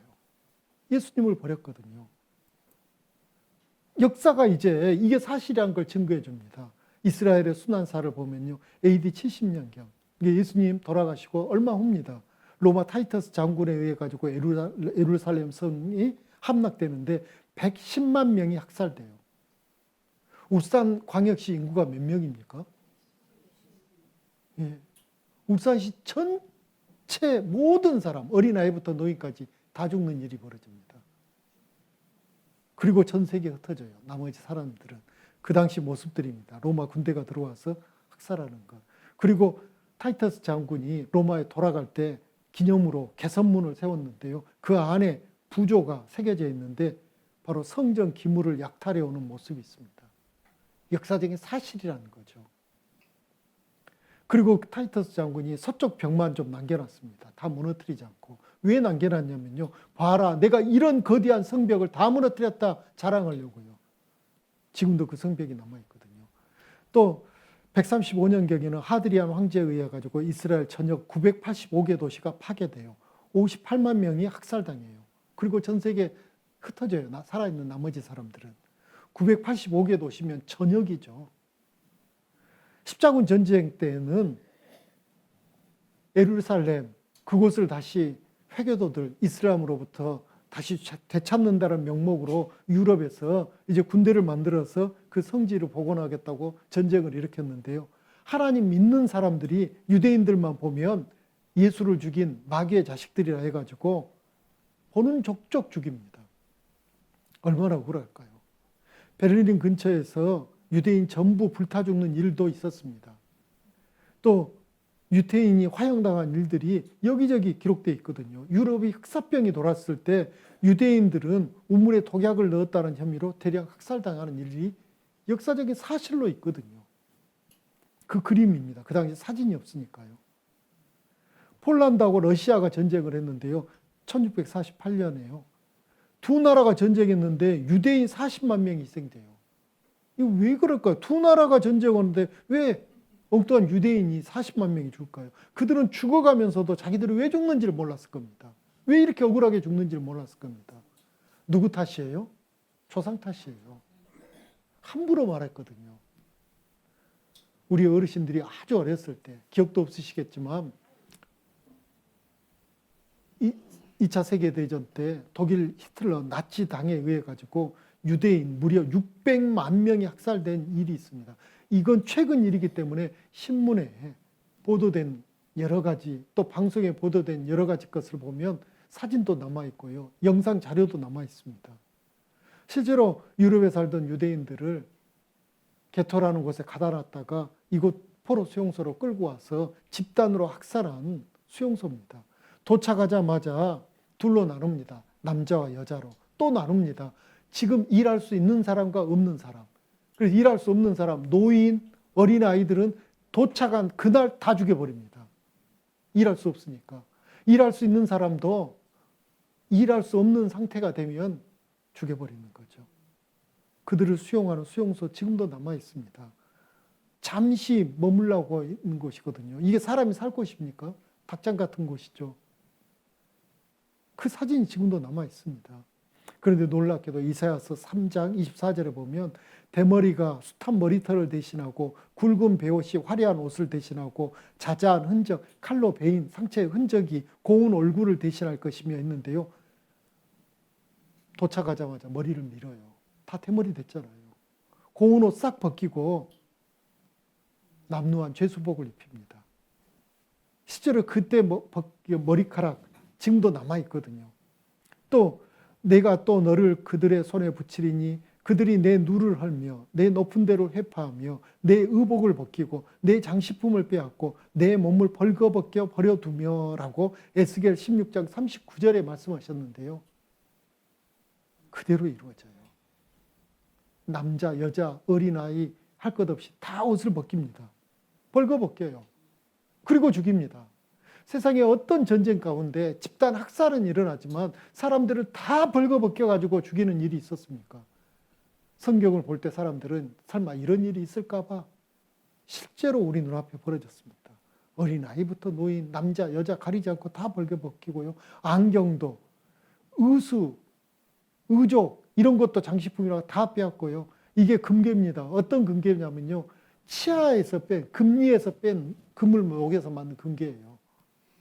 모든 장식품을 다 뺏기거든요. 그리고 목욕시켜준다 하고 들여보냈는데 수도국제에서 물이 나오는 게 아니고 지글론 B라는 독가스가 나와서 그들이 죽어갔습니다. 그 독가스도 지금도 남아 있습니다. 그리고 그들을 화장시켰던 화장시설이고요. 화장시설이 너무 부족하니까 야적해가지고 대충 나무 위에다 놀려놓고 태워서 없애보려고 했던 그런 흔적들 지금도 사진으로 남아 있습니다. 생체 실험했던 모습들입니다. 자자한 흔적, 문자 그대로 다 이루어지거든요. 살아있는 사람 가슴을 열고 목을 잘라서 박제를 만들고 그 죽어간 그들의 모습입니다. 우리 시대에 있었던 일이거든요. 성경은 예전 3,000년 전, 4,000년 전 그때의 일들만 기록된 게 아니에요. 오늘 우리가 살고 있는 우리 시대의 일이 기록되어 있습니다. 그들이 왜 이렇게 비참하게 죽었을까? 우리 보고 생각해 보라는 거죠. 하나님의 말씀을 버렸을 때, 자기 식대로 하나님 믿었을 때 그들이 얼마나 비참한 모습을 너희들을 보았느냐라는 거예요. 그러면 너희들은 어떻게 하겠느냐라고 질문하는 겁니다. 하나님 말씀대로 믿을래? 아니면 네 맘대로 믿을래? 그들은 하나님 믿는 사람들이었거든요. 어떻게 믿었습니까? 이스라엘? 자기 방식대로 믿었습니다. 자기 원대로 믿었습니다. 그건 불순종이죠. 그들도 한때 이렇게 행복한 시절이 있었대요. 근데 다 죽었습니다. 우리는 어떻게 해야 될지 이제 생각해 봐야 됩니다. 하나님은 인생이 아니시니 시건치 아니하시고 인자가 아니시니 후회가 없으시도다. 어찌 그 말씀하신 바를 행치 아니하시며 하신 말씀을 실행치 않으시랴라고 민수기 23장 19절에 말씀하셨습니다. 하나님은 인자가 아니셔요. 사람이 아니시라는 거예요. 어떤 사람은 하나님을 손자 예뻐하는 할아버지 할머니 모습으로 생각하는 분이 있더라고요. 손자가 뗐으면 할머니 할아버지는 어떻게 됩니까? 손자 이겨요, 져요? 져요. 내가 뗐으면 하나님은 내 원대로 다 해주실 줄 알거든요. 하나님은 사람이 아니셔요. 하나님은 그런 사랑도 우리에게 베푸시지 않으셔요. 기회를 주시죠. 하나님은 진짜 하나님을 만날 기회, 하나님의 뜻이 가운데 가장 소중하고 중요한 게 뭔지를 알려주시고 너는 어떻게 할래라고 선택은 우리에게 맡겨주시는 하나님의 놀라우신 그 은혜가 우리 가운데 있거든요. 우리는 하나님 말씀 앞에 우리 자신을 객관적으로 봐야 됩니다. 그래서 그들은 정말 비참하게 멸망했습니다. 그런데 그렇게 끝났다면 성경 배울 필요가 없죠. 왜냐하면 우리는 이미 알고 있죠. 죄인이라는 것을. 그리고 끝나버렸다면 성경 더 이상 배울 필요도 없습니다. 이제 내 마음대로 살다가 죽어야죠. 먹고 죽은 귀신은 때깔도 좋다 하니까요. 그런데 하나님은 놀랍게도 그들을 회복시켜 주십니다. 비참하게 망했던 이스라엘, 온 세상이 흩어졌던 그들을 때가 되니까 다시 돌아오게 하고 회복시켜 주시는데 왜 이걸 또 성경에 구체적으로 기록해 놓고 우리에게 그 회복하는 그 과정을 다 보게 하셨을까? 우리에게 너무나 큰 교훈이 됐기 때문이거든요. 자, 그들이 어떻게 회복되는지 성경을 통해 보겠습니다. 누가복음 12장 54절 55절에 또 무리에게 이르시되 너희가 구름이 서에서 일어남을 보면 말하기를 소나기가 오리라 하니 과연 그러하고 남풍이 불물 보면 말하기를 심히 더우리라 하니 과연 그러하니라. 외식하는 자여 너희가 천지의 기상은 분별할 줄 알면서도 어찌 이 시대는 분별치 못하느냐. 왜 이 말씀을 하시냐면요, 우리가 하늘을 보면 대충 날씨를 예측하죠. 우리 어르신들은 하늘을 안 봐도 예측하죠. 예, 예. 뼈 마디가 쑤시고 애리면 비 오겠구나 하는데 정확히 와요. 그런 건 분별하면서 왜 이 시대는 분별치 못하느냐 탄식하시는데요. 이 시대를 어떻게 합니까? 이스라엘 보라는 거예요. 이스라엘을 보면 시대를 분별할 수 있다는 거예요. 흩어졌던 그들이 어느 날 갑자기 모여들면 이거 심상치 않은 일이잖아요. 나라 없이 떠돌아다녔던, 그것도 2000년 이상 떠돌아다녔던 그들이 갑자기 나라가 세워지고 돌아오면 이거 보통 일이에요? 큰일이에요? 큰일이에요. 그런데 이게 그들이 흩어지기도 전에, 나라가 망하기도 전에 하나님은 에스겔 선지자를 통해서 알려주셨어요. 에스겔 36장 8절에 그러나 너희 이스라엘 산들아, 먼저 이스라엘 땅에게 말씀하시는 거예요. 황무해져 버렸던 그 산들에게, 이스라엘이 백성들이 떠나니까 그 땅은 황무해져 버렸잖아요. 에덴 동산에 하나님의 사람 아담 하와가 살 때는 에덴 동산이 너무나 광대하고 아름다운 땅이었는데 아담 하와가 떠나니까 하나님의 에덴 동산을 어떻게 했어요? 지하로 묻어버렸고 그곳은 광야가 돼버렸거든요. 사막이 돼버렸잖아요. 의미가 없으니까. 이스라엘 사람들이 이스라엘 땅을 떠나버렸어요. 젖과 꿀이 흐르는 그 좋은 땅을. 그러니까 그 땅은 이제 황무해져 버렸거든요. 그런데 그 황무한 산에다가 하나님이 명령하시는 거예요. 뭐라고 하시냐면 이스라엘 산들아 너희는 가지를 내고 내 백성 이스라엘을 위하여 과실을 맺으리니 그들의 올 때가 가까이 이르렀습니다. 산들에게 이렇게 땅에게 명령하시는 거죠. 그리고 그들이 돌아오는 이유도, 회복되는 이유도 성경 써 있는데요. 이게 진짜 놀랍습니다. 그들이 하나님께 회개하고 잘못했습니다 하고 돌이켜서 그러니까 하나님이 용서해 주신 게 아니더라고요. 잘 보세요. 에스겔 36장 19절 20절에 그들을 그 행위대로 심판하여, 그들의 행위 아시죠? 복을 버렸거든요. 각국에 흩으며 열방에 헤쳤더니 그들의 이른바 그 열국에서 내 거룩한 이름이 그들이 누굽니까? 이스라엘. 그들로 인하여 더러워졌나니 곧 사람들이 그들을 가리켜 이스라엘을 가리켜 이들을 이르기를 이들은 여호와의 백성이라도 여호와의 땅에서 떠난 자라 하였습니다. 그들이 여호와의 백성인데 여호와의 땅에서 떠나가지고 이렇게 비참해졌구나. 근데 하나님은 그들을 도와주지 않느네. 왜 그럴까? 하나님 없기 때문이 아닐까? 그래서 에스겔 36장 21절에 그러나 이스라엘 족속이 들어간 그 열국에서 더럽힌 내 거룩한 이름을 하나님 자신이 아꼈답니다. 이 말이 무슨 말일까요?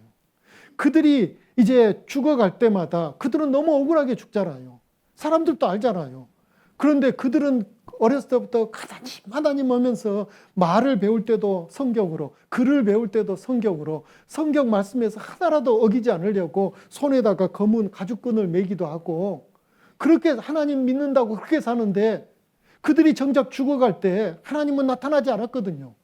그러니까 사람들이 야, 하나님 너무한다. 자기 백성이 저렇게 억울하게 죽어가는데도 왜 이렇게 침묵하고 계시냐? 아, 하나님 안 계시구나. 없으니까 그러겠지. 하나님, 우리는 믿지 말자. 차라리 우상 믿자. 이러니까 하나님이 그 모습을 보고 하나님 이름이 더럽혀지는 거죠. 그래서 하나님은 하나님 자신을 위해서, 하나님 이름을 위해서 그들을 갑자기 돌아오게 하고 강국이 되게 해버려요. 그들을 회복시킵니다. 어떻게 해요? 열국에 흩어졌던 그들을 돌아오게 해요. 학살당했던 그들을 강국이 되게 하고요. 황무지가 된 그 땅을 옥토가 되게 해요. 그들이 돌아오는 모습도 성경에 흩어지기도 전에, 나라 망하기도 전에 성경에 미리 기록되어 있어요. 구체적으로 어떻게 자세히 기록되어 있거든요. 이사야서 43장 5절 6절에 두려워 말라. 두려워 말라. 내가 너와 함께하여 내 자손을 동방에서부터 오게 하며 서방에서부터 너를 모을 것이며 내가 북방에 이르기를 놓으라. 남방에 이르기를 구려하지 말라. 이렇게 한다는 거예요. 동쪽과 서쪽에서 사는 이스라엘 사람들이 돌아오는 데는 큰 문제가 없어요. 오게 하고 모여서 같이 오고. 근데 문제는 북방에 이르기를 놓으라. 가둬놓고 붙잡고 있으니까 놓으라 했고 남방에 이르기를 구려하지 말라. 구류가 뭐냐면 감옥에다 가다 놓는 거죠. 그러니까 놓아주라고 말씀하시는 거 보니까 북쪽과 남쪽에 사는 이스라엘 사람들은 돌아오는데 뭔가 문제가 생기는 것 같아요. 지도를 놓고 이스라엘 북쪽을 보니까 모스크바, 러시아가 있죠. 동쪽과 서쪽은 문제가 없어요. 남쪽은 이디오피아가 있거든요. 여기에 희한하게도 이스라엘 유대인들이 많이 살고 있거든요. 그들이 나라가 갑자기 1948년 5월 14일 독립을 하니까 고향 땅, 자기 나라 고토로 돌아가려고 하는데 못 가게 막는 거예요. 그런데 놀랍게도 신문에 여기저기 보도가 됩니다. 갑자기 러시아, 그 당시에는 구소련이죠. 소련에 흉년이 들어가지고 먹을 게 없으니까 미국에 있는 유대인들이 협상을 하는 거예요. 자유이민법, 누구나 다 고향으로 돌아가게 해주라. 그러면 먹을 거 줄게. 그러니 그들을 안 받을 수가 없거든요. 굶어 죽는데 당장. 그래서 그 법이 통과돼가지고 러시아에 살고 있는 많은 유대인들이 고향으로 갑니다. 소련 유대인 본국으로 이동, 그 다음에 에티오피아, 아프리카에 오랫동안 살아서 피부색은 흑인처럼 변했습니다. 근데 거기에도 유대인들이 있거든요.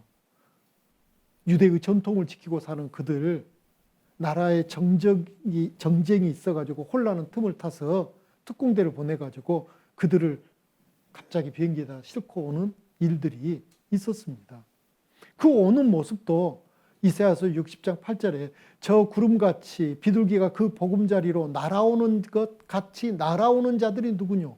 이사야 선지자에게 분명히 귀환하는 모습을 보여줬는데 그 당시 이사야 선지자가 있을 때 비행기가 있었을까요? 분명히 보긴 봤어요. 근데 그게 뭔지 알았을까요? 몰랐어요. 그러니까 그가 본 것을 그가 아는 표현 방식으로 성경을 기록해 놓은 거죠. 하나님이 환상 가운데 보여주셨는데요. 그들이 돌아오는 모습, 구름 속에 있는 그 비둘기가 이렇게 날아오는 것 같은 비행기죠, 비행기 모습이 비둘기처럼 보이는 거죠. 그렇게 온다고 성경에 기록해 놨거든요. 인간이 처음으로 하늘을 나는 것은 지금부터 약 100여 년 전입니다. 이사야서는 지금부터 2700년 전에 기록된 성경이에요. 오늘 모습 그대로 기록되어 있습니다. 그리고 더 놀라운 것은 에스겔 39장 28절에 그들 지금 다 돌아가지 않았거든요. 아직도 미국에 유대인들 많이 있고요. 유럽에도 있고요. 지금 전쟁하고 있는 우크라이나에도 유대인들 많이 있는데요. 성경은 이렇게 우리에게 말씀하셔요. 전에는 내가 그들을 사로잡혀 열국에 이르게 하였거니와 후에는 이제는 내가 그들을 모아 고토로 돌아오게 하고 그 한 사람도 이방에 남기지 아니하리니 그들이 나를 여호와 자기들의 하나님인 줄 알리라. 한 명도 남김없이 다 돌아간 일이 앞으로 있을 겁니다. 그럴 일이 있을지 없을지 한번 지켜보세요. 그래서 건강 잘 관리하셔가지고 먼저 가시면 못 보잖아요. 그러니까 보셔요. 다들 그들은 돌아갈 겁니다. 각 귀환합니다. 그들은 이제 강국이 됐습니다. 유대인들이 강국이 됐다는 것은 아무도 부정할 수 없습니다. 이스라엘, 미국도 함부로 못하잖아요. 미국도. 돈 많은 것으로 따지면 유대인만큼 돈 많은 사람이 어디 있어요. 우리 어르신들 기억하실 겁니다. 1997년도에 대한민국 땅에 큰 위기가 왔죠. IMF라는.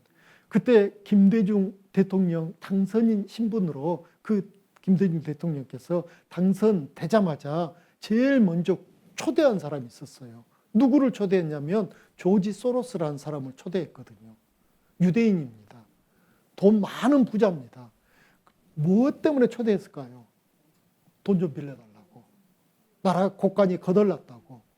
그래서 소로스가 돈을 빌려주긴 한데 그 사람 피도 눈물도 없는 사람이거든요. 공짜로 그냥 빌려줬을까요?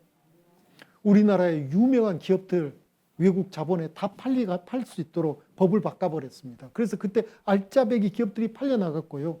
그 다음에 대한민국 땅을 보니까 자원이 없어요. 근데 집집마다 뭐가 있거든요. 뭐가 있었습니까? 금. 그래서 그때 금 모으기 저도 기억납니다. 그때 금 한 돈 시세가 4만 원 이짝저짝 했었는데 금모기 거기다 갖다 주면 4만 3천 원 했다가 나중에 4만 6천 원까지 줬거든요. 시세보다 2, 3천 원씩 더 줬습니다. 그러니 애국하고 돈도 벌고 해서 우리 큰아들 돌반지 다 갖다 줬습니다. 근데 지금 제가 4만 3천 원에 금 한 돈 팔았는데 나중에 4만 6천 원에 팔았는데요. 지금 금 한 돈이 얼마입니까? 예. 유대인들 그렇게 돈 벌어갔어요. 예. 꼼짝 못합니다. 전 세계가 지금 다 모든 나라가 미국도 빚이 제일 많죠. 일본도 제일 빚이 많죠. 우리나라도 빚이 많아서 정부가 휘청휘청하죠. 그러면 우리는 어디서 돈을 빌려왔을까요? 어느 나라에서? 나라는 없습니다.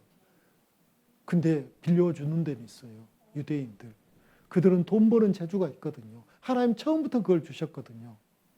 또 그 땅이 황무한 땅인데 놀랍게도 1948년도 그들이 독립하고 이제 그 땅을 개간하기 시작하니까 놀랍게도 땅이 바뀌어요. 전에는 지나간 자의 눈에 황무하게 보이던 그 황무한 땅이 장차 귀경이 될 것이다 했는데 이게 에스겔 36장 34절이거든요. 지금부터 2700년 전에 기록된 성경 이 말씀이 2700년이 흐른 지금 오늘 우리에게 이루어진 걸 우리는 봅니다. 그들이 돌아올 때 이런 황무한 땅이거든요. 그런데 지금 어떻게 됐어요? 이게 이스라엘 땅이에요. 똑같은 땅이 왜 이렇게 바뀐가요? 하나님 그렇게 이루어진다는 거예요. 사람이 이르기를 이 땅이 황무하더니 이제는 에덴 동산같이 되었고 황량하고 적막하고 무너진 성읍들의 성벽과 거민이 있다 하리니 했는데 이 땅이 지금 이렇게 바뀌었습니다. 너희 사면에 남은 이방 사람이 나 여호와가 무너진 곳을 건축하며 황무한 자리에 심은 줄 알리라. 나 여호와가 말하였으니 이루리라. 하나님이 말씀하시면 이루어져요. 이 땅이 이렇게 바뀌었습니다. 하나님 말씀하시면 이렇게 되는 거거든요. 하나님이 놀랍게도 이스라엘이 때가 되면 이렇게 바뀔 것이다라는 거죠. 그리고 이렇게 이스라엘이 바뀌었다라는 게 우리에게는 어떤 의미가 있냐라는 거예요. 이스라엘은 이렇게 바뀌었는데 우리에게는 무슨 의미가 있습니까? 의미가 있다라는 겁니다. 예수님이 알려주신 말씀이 있거든요. 성경을 같이 한번 찾아보겠습니다. 마태복음 24장입니다. 32절입니다. 32절, 33절, 마태복음 24장 32절, 33절을 제가 읽겠습니다. 무화과 나무의 비유를 배우라. 그 가지가 연하여지고 잎사귀를 내면 여름이 가까운 줄 아나니 이와 같이 너희도 이 모든 일을 보거든 인자는 예수님 자신을 나타내거든요. 가까이 곧 문 앞에 이른 줄 알라. 이 예수님이 이 말씀하셨을 때 이 말씀을 들었던 제자들은 이게 무슨 말씀입니까? 이해를 못했을 겁니다. 예수님이 이 말씀하신 것은 그들에게, 그 당시 제자들에게 필요한 말씀이 아니고요. 오늘 우리에게 주신 말씀이거든요. 무화과 나무 이 비유를 배우라. 무화과 나무 비유가 뭐냐면요. 이스라엘 민족을 상징하는 나무가 있습니다. 대한민국, 우리 민족은 상징하는 나무는 무슨 나무입니까? 예, 무궁화죠. 그런 것처럼 이스라엘을 상징하는 새 나무가 있는데요. 어떤 나무가 있냐면요. 올리브 나무. 하나님의 축복을 상징하거든요. 그리고 또 포도나무. 그리고 또 한 가지가 무화과 나무입니다. 무화과 나무. 근데 이 무화과 나무 비유라는 게 뭐냐면요. 무화과 나무의 특징을 생각하고 이스라엘 민족을 상징하니까 이스라엘 민족하고 연관지어서 생각해 보라는 거죠. 이 사진이 어떤 사진이냐면요. 제가 전에 있었던 전주교회, 거기 예전 본당 앞에 지금은 이 건물 없습니다. 새로 지었는데요. 무화과 나무가 있습니다. 그 나무인데요. 여기 철쭉이 꽃이 활짝 폈습니다. 그러면 언제일까요? 몇 월달일까요? 5월쯤일 겁니다. 철쭉은 늦게 피잖아요. 5월쯤에 피었는데요. 이 나무 보니까 산나무 같아요? 죽은 나무 같아요? 죽은 나무 같습니다. 여기 뒤에 있는 형제님 보니까 반팔 입고 있어요. 그런데도 이 나무는 흔적이 없어요. 그냥 죽어 있는 것 같아요. 근데 갑자기 여기 뭐가 조금 보여요. 그러더만 갑자기 이렇게 되는 겁니다. 잎과 열매가 동시에 갑자기 보여요. 이게 무화과 나무의 특징이에요. 이스라엘 민족이 이런다는 거예요. 죽은 줄만 알았는데 갑자기 잎이 나오고 열매가 맺혀요. 이건 무화과 나무는 이스라엘 민족을 뜻하고 잎과 열매가 맺혔다는 것은 그들이 독립해서 강국이 됐다는 거고 여름이 가까운 줄 알라 이 말은 예수님이 다시 오실 날. 근데 예수님이 다시 오실 때는 이제 심판주로 오시거든요. 세상 끝날이 온다라는 거죠. 이스라엘의 독립이. 그래서 우리에게 중요한 겁니다. 영상 하나를 보시겠습니다. 우리 민족은 2000년 동안 흩어져 있었지만 다시 본국으로 돌아왔어요. 이것은 역사상 유례가 없는 엄청난 기적이에요. 예루살렘이 유대인에게 다시 돌아온 것은 중요한 예언의 성취예요.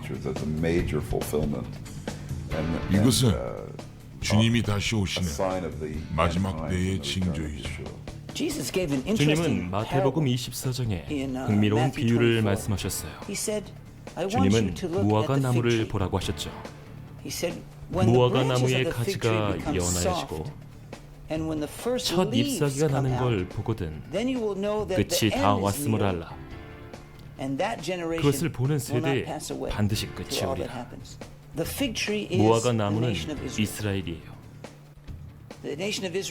이스라엘은 지금까지 예수에 대해 영적으로 완고했어요.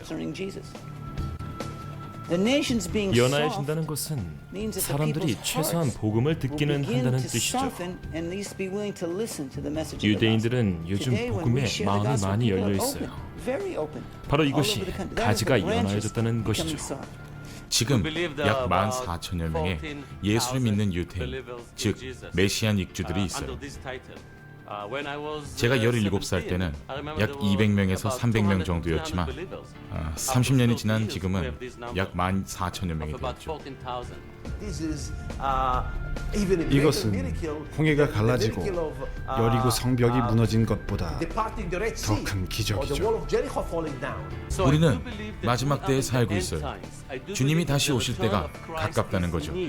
저는 정말로 그렇게 믿습니다. 이스라엘의 회복은 하나님의 예언적인 시간표예요. 예, 많은 사람들이 예수님 오실 날이 가깝습니다. 마지막 때가 가깝습니다라고 하면 이상한 종파라고 생각합니다. 이단이라고 뭐 그렇게 함부로 말하는 사람도 있습니다. 그도 이해가 되는 게 예수님 때에도 말세라겠고 예수님 제자들이 복음을 전할 때도 말세라 했고 2000년이 흐른 지금도 여전히 말세라 합니다. 예수님 곧 오신다입니다. 2000년 동안 믿는 그리스도인은 그렇게 외치고 있거든요. 예수님 곧 오신다. 그러니 이제 어떤 일이 벌어지냐면요. 아직 멀었을 거라고 봅니다.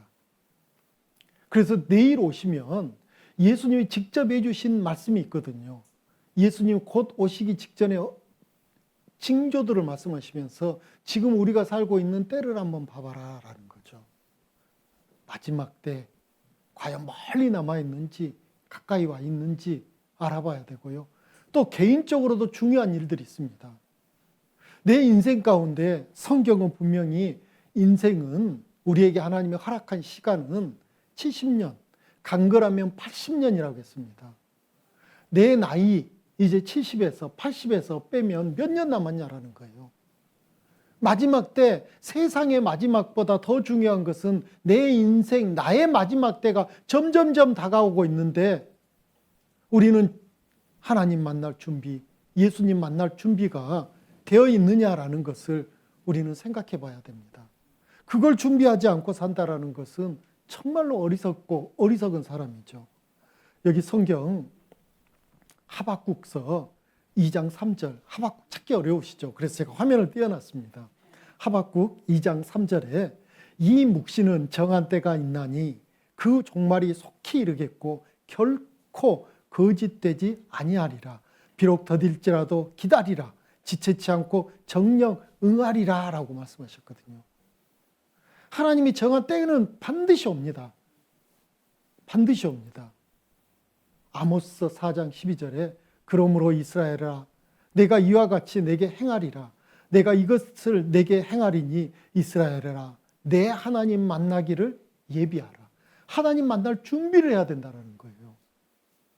특히나 우리 어르신들 밤새 안녕이라고 하시잖아요. 내가 어떻게 될지 모르는데 하나님 만날 준비를 안 하고 여전히 내 생각으로 살다가 갑자기 하나님 부르시면 그때 뭐라 하실 건가요? 하나님 어쩌자고 이렇게 갑자기 부르십니까? 그럴까요? 하나님 그러실 겁니다. 그래서 내가 하나님 성경 말씀을 통해서 너 준비하라고 몇 번이나 기회를 줬냐? 교회를 통해서 하나님 제대로 믿으라고 준비하라고 몇 번이나 일렀냐라고 할 때 우리는 뭐라고 변명할 수 있을까요? 변명할 수가 없습니다. 그래서 성경은 내 하나님 만나기를 예비하라, 준비하라라고 하십니다. 내일 오시면 마지막 때의 징조에 대해서 알려드릴 건데요. 그 유명한 사람이 하나 있습니다. 복음을 증거하고 전달했던 사람 중에 D.L. 무디처럼 활발하게 복음을 전하는 사람이 역사상 찾기가 어렵거든요. 근데 D.L. 무디가 이런 말을 했습니다. 신문은 일어난 일을 우리에게 알려주지만 성경은 일어날 일을 알려준다라고 합니다. 세상의 많은 지식들은 일어난 것만 알려줄 수 있어요. 그런데 하나님 말씀은 앞으로 일어날 일을 미리 알려주시는 겁니다. 그래서 심판에 대해서 그리고 천국 가는 길에 대해서 알려주실 때 우리는 정말 내 일로 마음 모아서 들어야 됩니다. 하나님의 끝날, 작정하신 끝날은 곧 올 겁니다. 곧 올 겁니다. 그 종교 개혁을 했던 마르틴 루터라는 사람이 있는데요. 그가 이런 말을 했거든요. 자기는 어떤 마음으로 설교를 하는가 이렇게 표현했습니다. 나는 어제 예수 그리스도께서 십자가에 죽으신 것처럼 오늘 그리스도 예수께서 죽음에서 부활하신 것처럼 내일 주님이 곧 오실 것처럼 나는 설교를 한다겠습니다. 우리도 그렇게 예수님에 대해서, 복음에 대해서 받아들여야 돼요. 그 날과 때는 아무도 모르지만 우리 인생 가운데 주님 만날 날이 점점 가까이 있는 시대를 살고 있는 우리 모두는 이제 주님 만날 것을 예비해야 되는데요.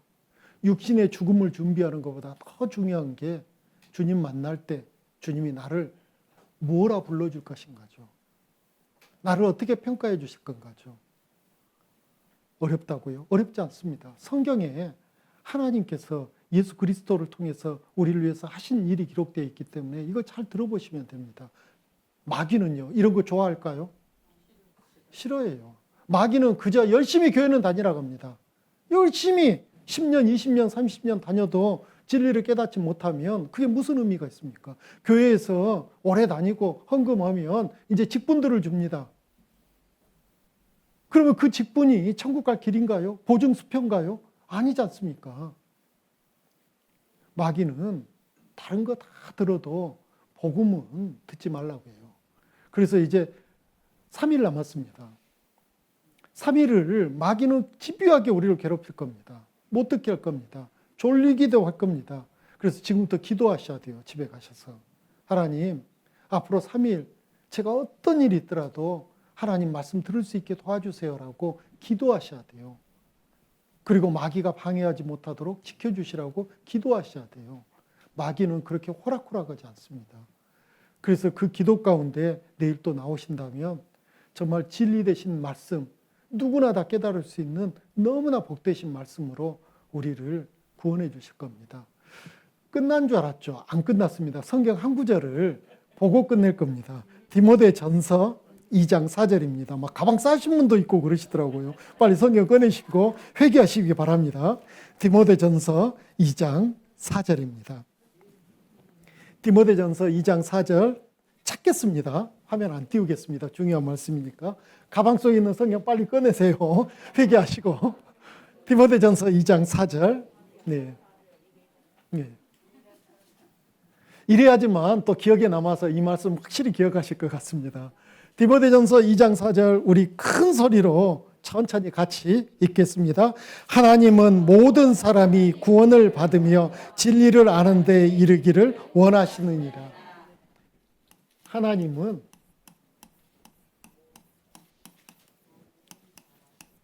모든 사람이 구원을 받으며 진리를 아는 데 이르기를 원하신다라는 거죠. 구원이 뭐고 진리가 뭘까요? 왜 뭘까요? 대답 못 하시네요. 근데 이거 좋은 걸까요? 나쁜 걸까요? 좋은 것은 좋은 것이에요. 근데 뭔지는 잘 모르겠어요. 괜찮습니다. 그런데요, 잘 보세요. 누가 구원받기를 원하실까요? 하나님이? 모든 사람이요. 모든 사람.